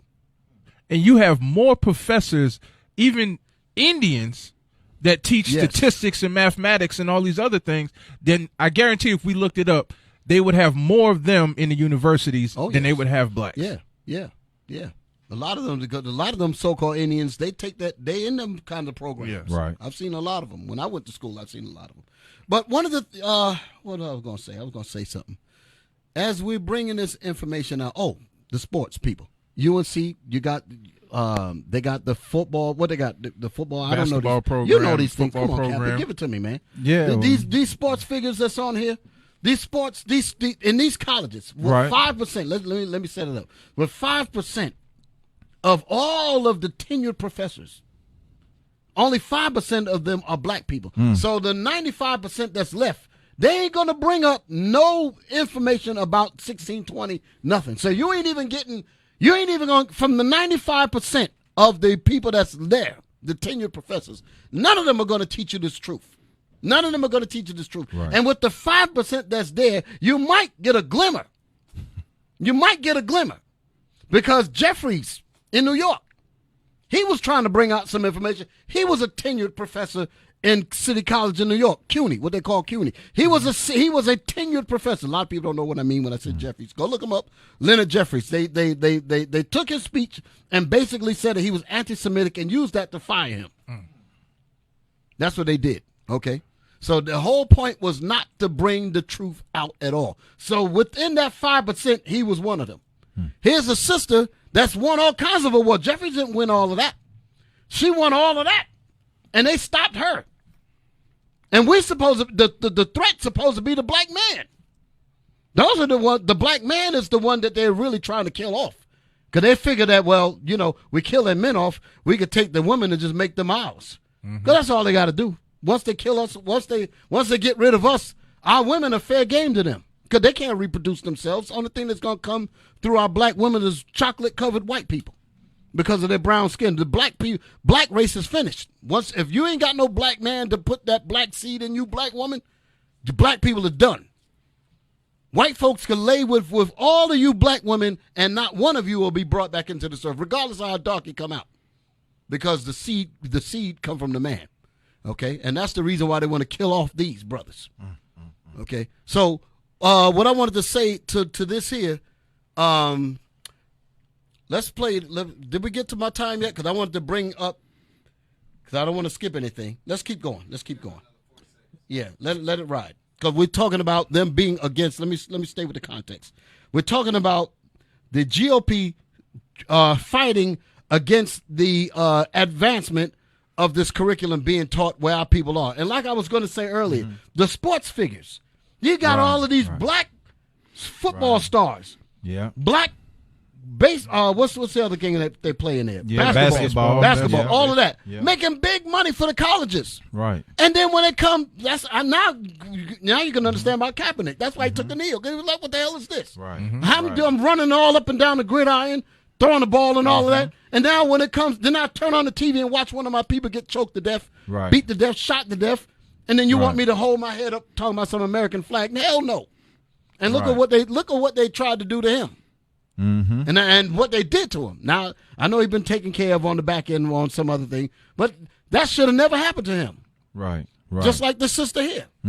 These things should not be happening. But my point is, don't lose your point, Officer Ela. How do these brothers on these teams feel knowing that this happened, especially on that campus? How would they feel? Here I am running up and down, working hard with my UNC jersey on. I'm running hard.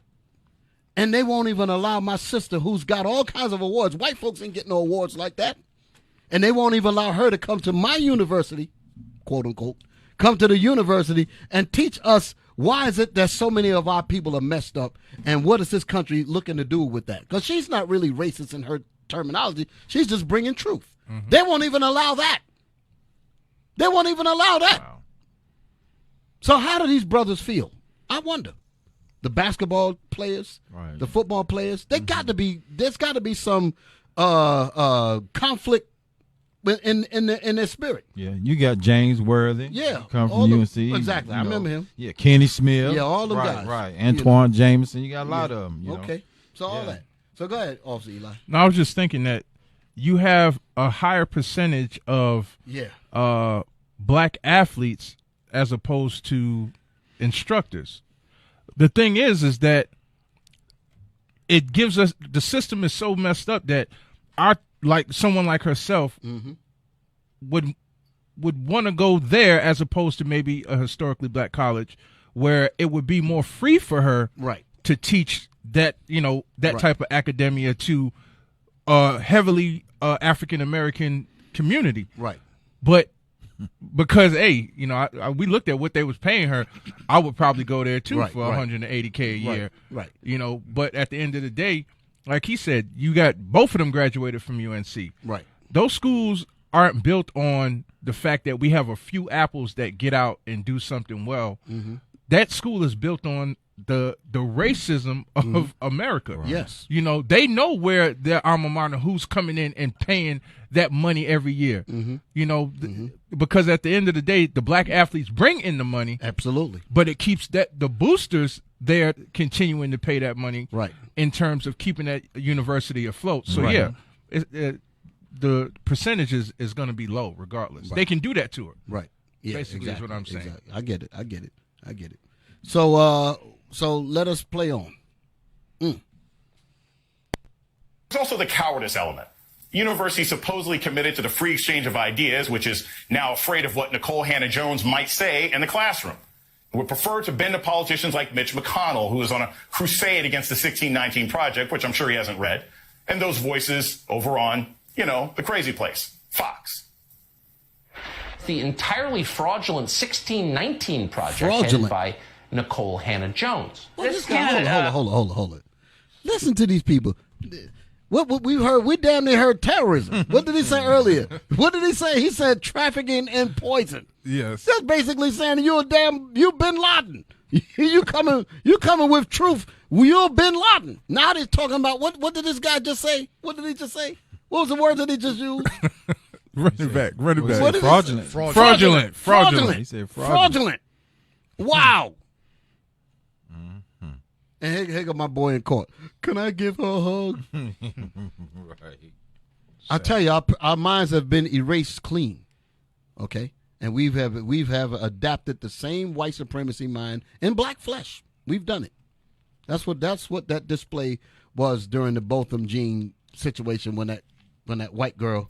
But they tried to dress her up like she was some nanny, give her the blonde hair and all that, try to make her look like she was something. Yeah.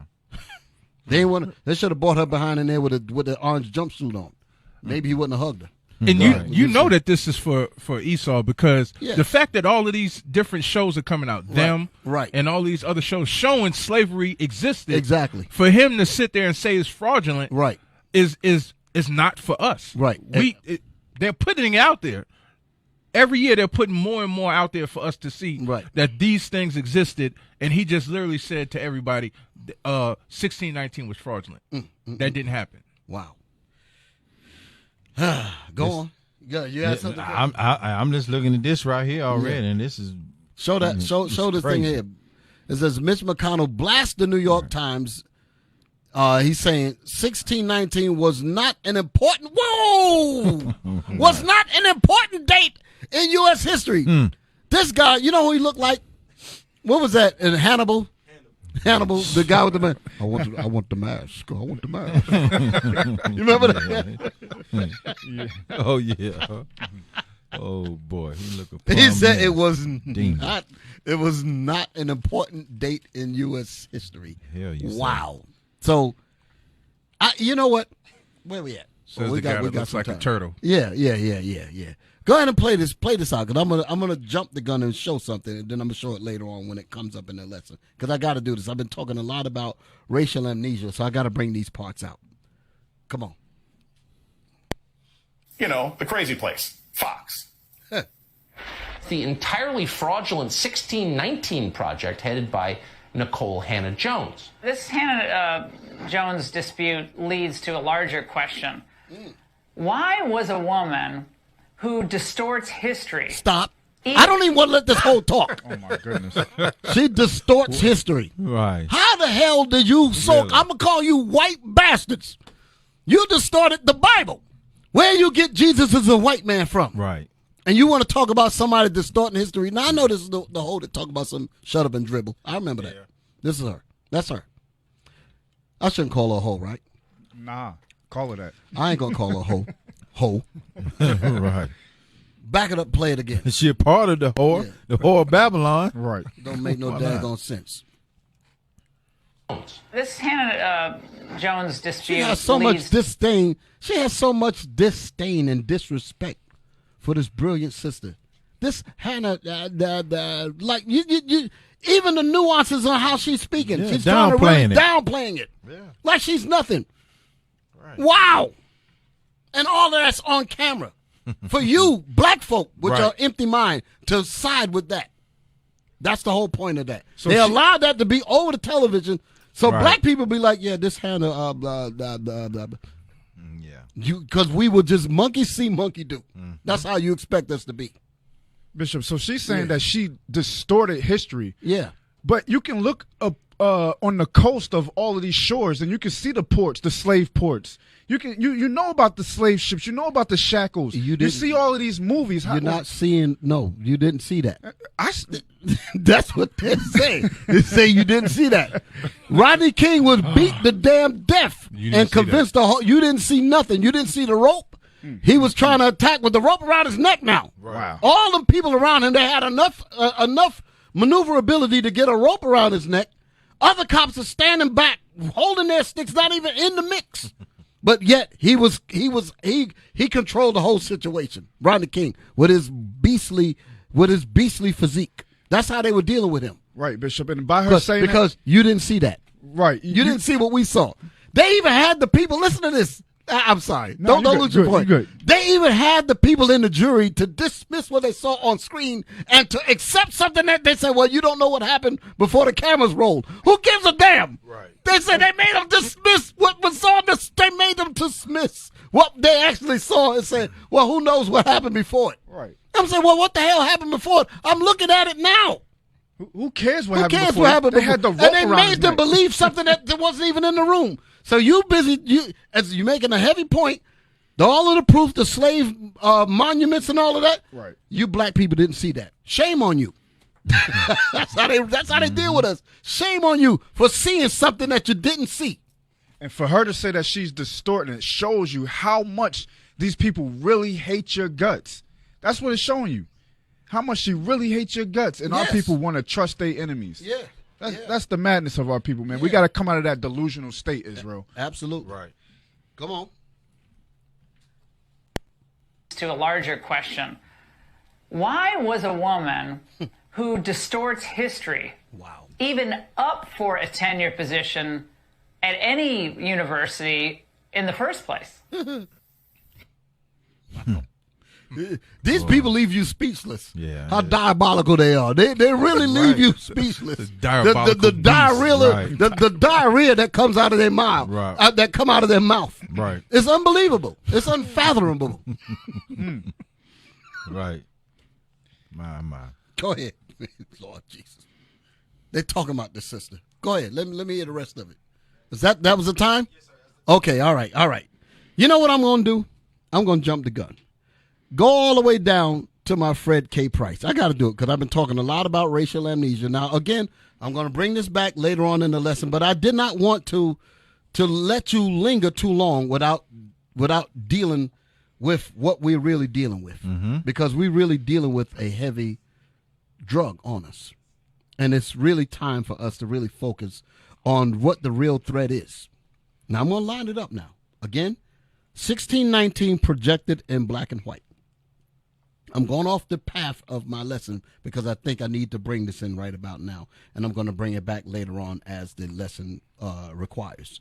But the 1619 project, as we talked about, like I said, projected in black and white, is about what we talked about with the sister, trying to bring the correct information to the educational process. Hence, what education is about, is to alert you and to bring you in the know of what's going on around you.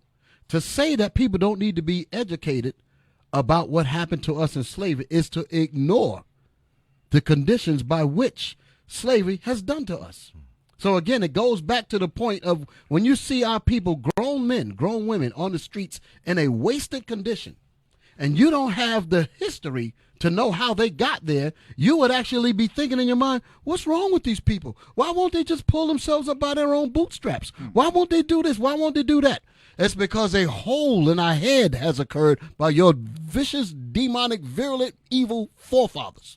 And they didn't tell you that. They told you, after murdering us, they told you that they were statesmen. They told you that they were preachers and popes. Told you that they were reverends and governors. They told you that they were good businessmen. And you dummies believe, you so-called dumb white kids, you believe that. And you have not looked, you have not listened to the history, because it ain't going to change you anyway. You're all the devil. But the real fact is that even for us, we need to know the history. We need to know the reason why we can't even deal like brothers and deal like sisters. We have a natural reason for us to unite and be together, but yet there's a friction between us, and we can't even articulate why that friction is there. It's because of what was done to us in this slavery.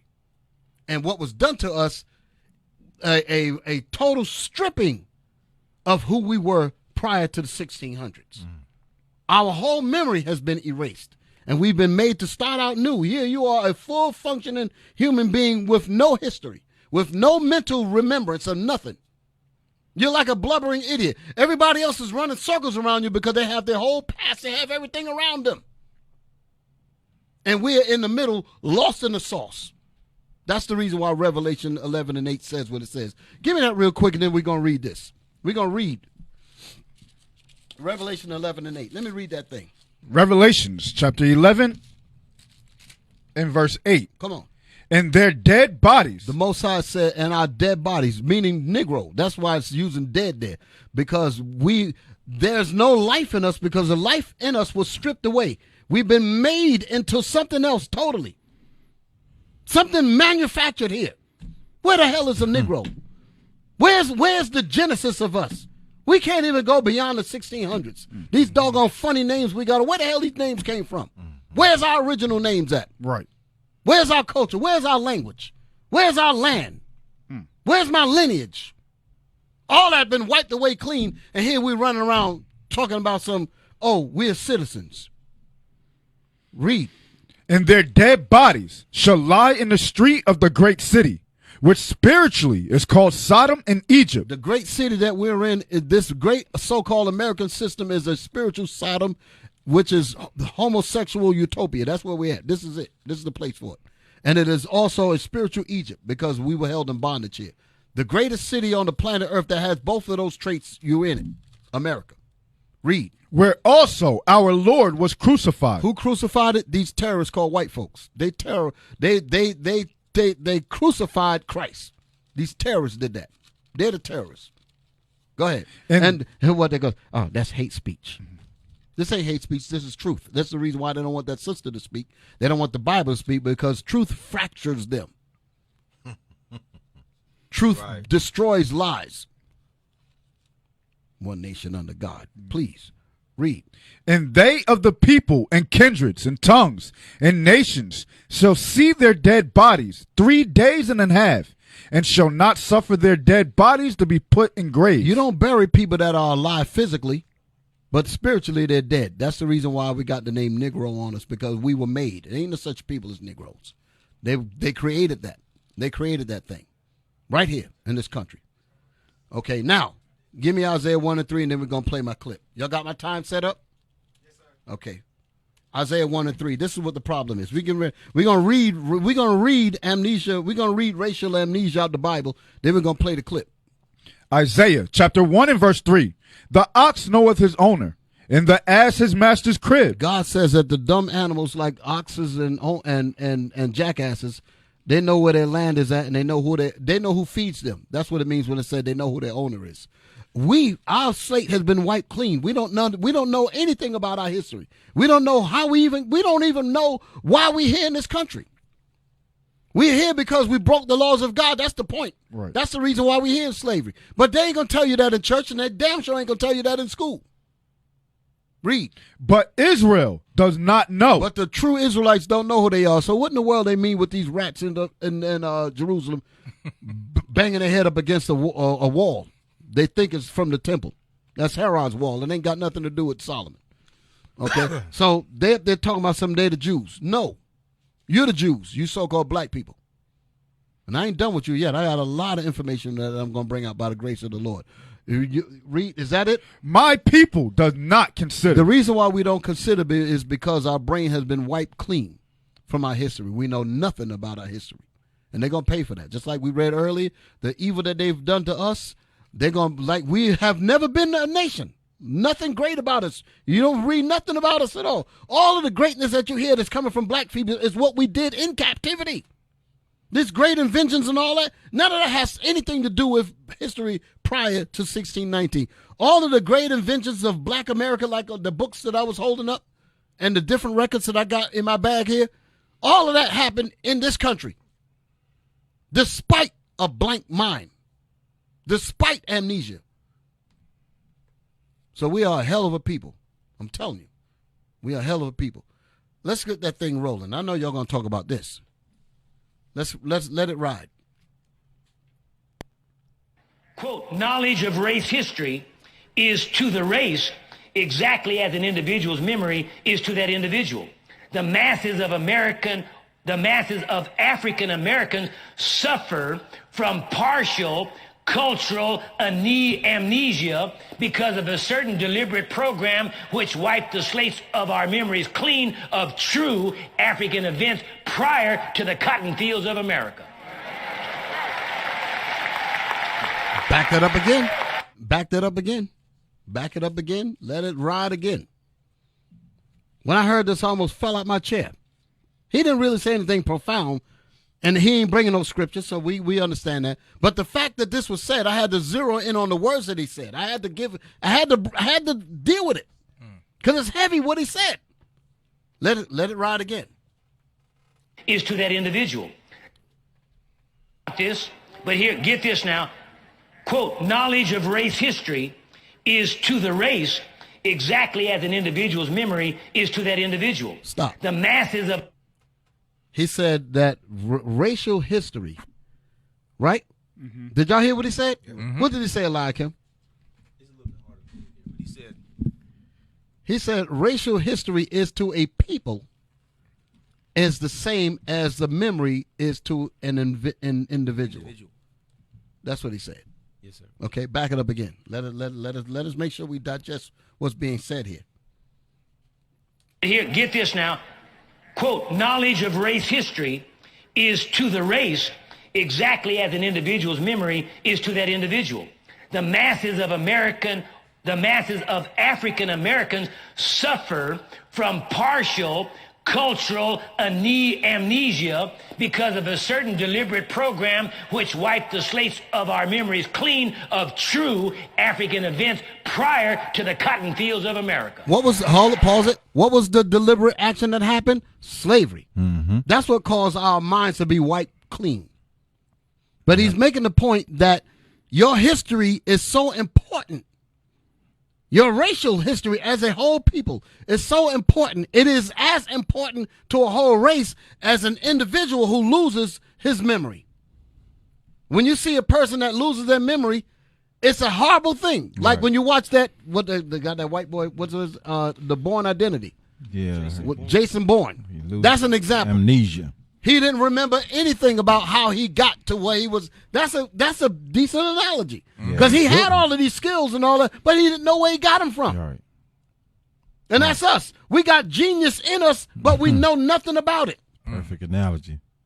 We know nothing about it.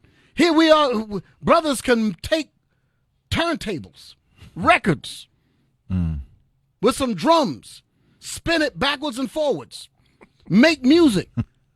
And it becomes billions of dollars. Mm-hmm. Who does that? Genius people. We do. We do. Right. I just use that as a small thing. I talk about DJs a lot because I think that is completely innovative. Completely innovative. Made a multi-billion-dollar industry out of that. Simply because we were denied to speak. That's where it really came from. Right. The rappers was basically a force of brothers that needed to speak out against the silence. We got something to say. that kind of thing. And we're going to make it happen. So go ahead with the thing here.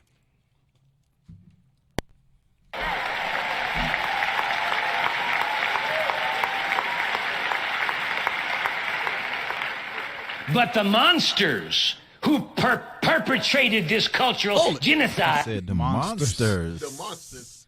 Diabolical. Monster, beast. but monsters. Monsters. Go ahead. We're not satisfied. Hey, did he call white people monsters? After wiping the memory slate clean, they wrote upon those slates a series of vicious lies. Hold, stop. They wrote. He said so. Yeah, that was funny.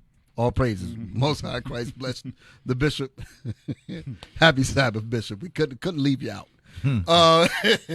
The brother said, back it up right after Bishop spoke, because he said something I wanted to zero in on. Go ahead. Let me see. Where we at? Who Go ahead. Okay.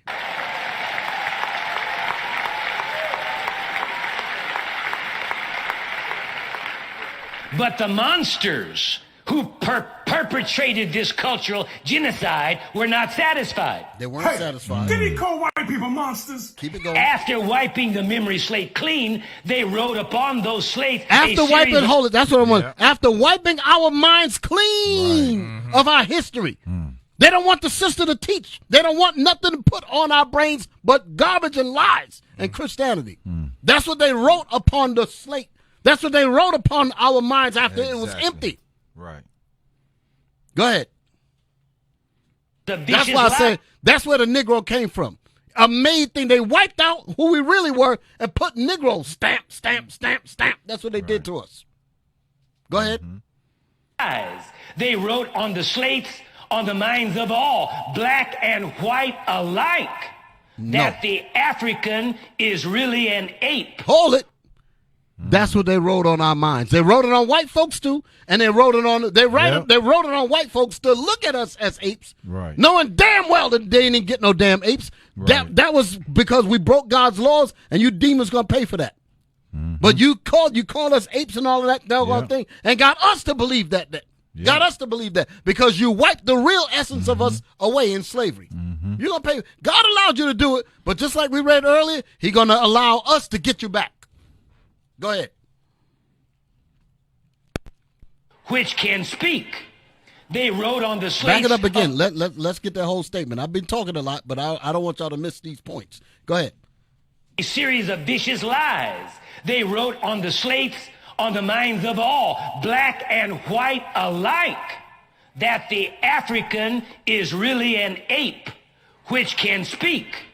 They wrote on the slates of the minds of all that the African evolved in the heartland of the jungles of Africa, where not even the faintest glimmer of light of science and learning could penetrate. They wrote on those slates that this African subhuman has neither the genetic ability to learn nor the ability to behave properly. They program all of this upon the minds of all, black and white alike, end of quote.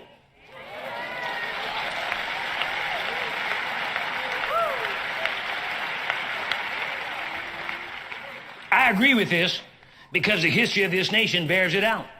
Right. On page 23 and 24 of the same book, they ask an important question and answer it superbly. Why study modern history or any history at all? Two of the greatest benefits that can be derived from the knowledge of history is not only the receiving of a better understanding of the present, but more importantly, that knowledge of history will provide the information with which to shape the future. Pause it. I know y'all caught that. The faces of the people. Because you're going to see some of that as this clip roll on. That man sitting there, he's hearing some real stuff, even though he ain't bringing it out the Bible. But he's like, you know what? This bull crap that I've been listening to with this white angels, this bull crap. Yeah. That's why men ain't in the church. But he's hearing this. He's like, wait a minute now. Now you're starting to talk some manly stuff because this is the real ish that I deal with. That's the first time we can agree. We sitting in there and say, "Talk that talk, talk Pastor." that talk." Like Bishop said, "Talk that, speak your speech, nooka." Right. He like talk that talk, Pastor. Talk that talk. Yeah, that's what he's saying. Go ahead.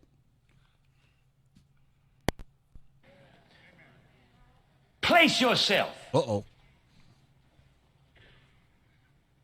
in the position of a successful businessman who, as a result of an accident, has a sudden loss of your memory. You would not know where your office is, nor how to get there. You would not know what successes you had achieved, what you are supposed to do today, nor how to plan for future successes. For all of your knowledge and experience would be entirely lost. You would have to start all over again. You would not know the reasons for your present situation. You could not call on experience and knowledge to plan for a successful future. You see that sister's If face your right business there? rival Stop right stole- there. You see that sister's face right there? When I first saw that, I called Bishop and I said, did you see that sister's face? Shaking her head. That means that reality is hitting her, not that garbage that you learn in church. Right. That Christian stupidity. Right. She said, even though he ain't going into the Bible because he needs to be able to bring it out in the Bible. But that's the job for the Israelites. But at least some real talk is coming down the line. Right. But even that's a threat in this system. That sister would have went to the university and had the people responding like that. Right. They say, hell no, what you trying to do? You trying to undo the damage that we did to that head? You trying to wake these people up? You're terrorists. You're a hate group. You're a bigot. That's what they say about us. But look at the people's faces. They know that there's something missing in their spirit.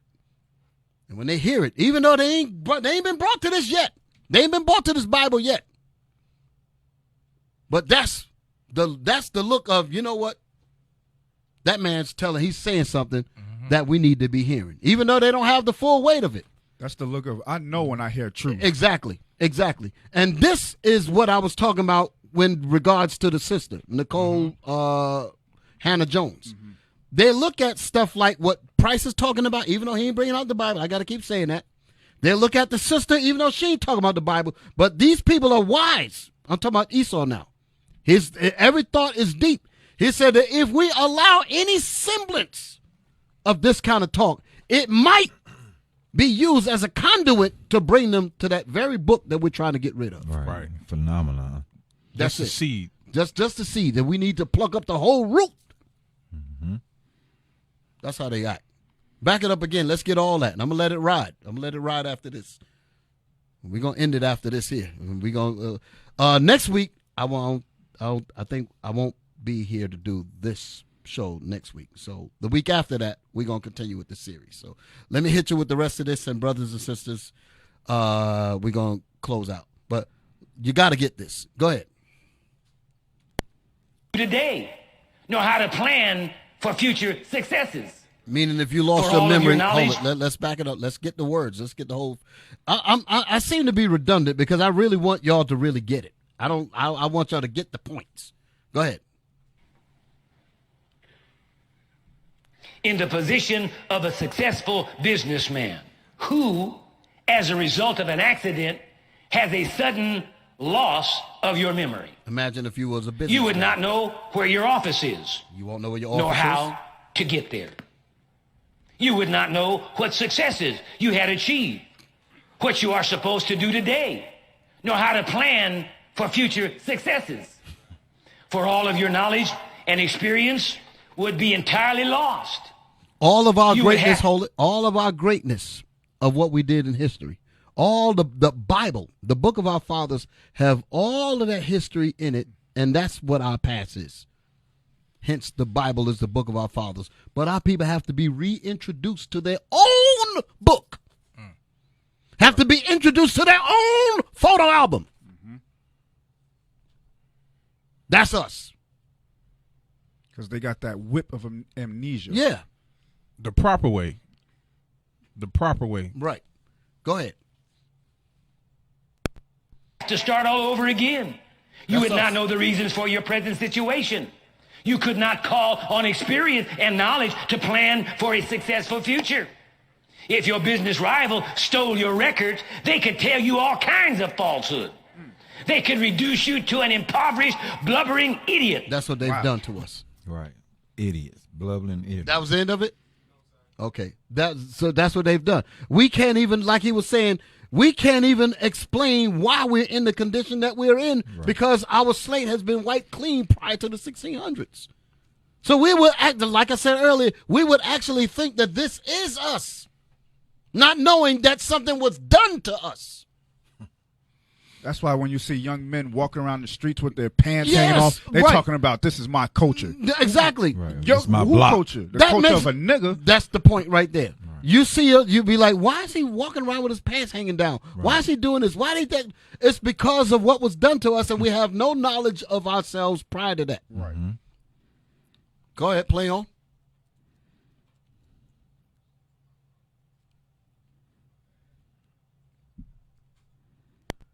That condition is called amnesia. Amnesia is not just limited to individuals.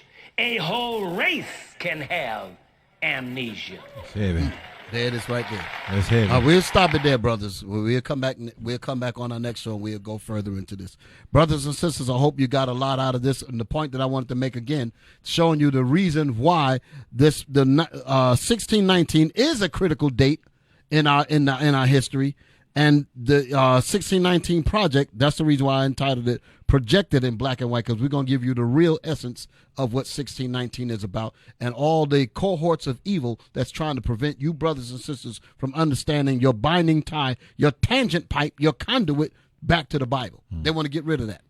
Okay, so go ahead, captains, officers, what y'all got? Yes, sir. Don't neglect to give alms. For those who would like to give alms, fill out the envelope and place it in your local IUIC alms box, okay?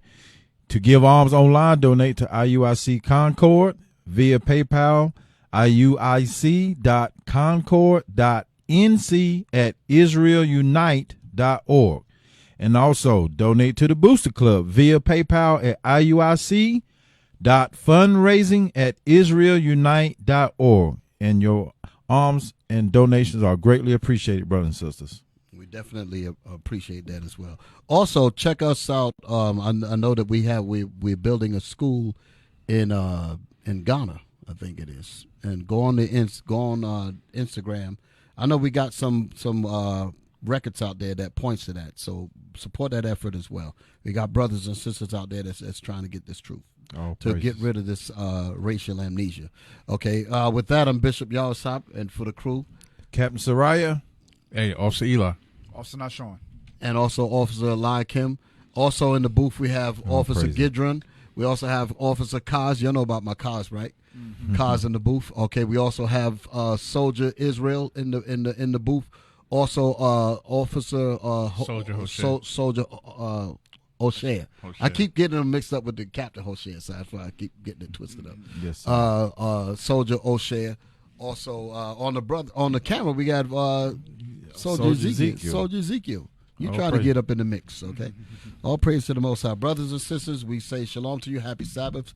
Stay faithful. Stay strong. Stay in the spirit. Happy Feast of Pentecost. Happy Feast of Pentecost. That's I'm right. getting it all messed up, man. I guess I better write this. Maybe I got some amnesia going on. Brothers and sisters, we faithful, focused, and in the spirit. All praise. Shalom, Israel. Shalom. Most High Christ bless. Shalom. Most High Christ Happy bless. Pentecost.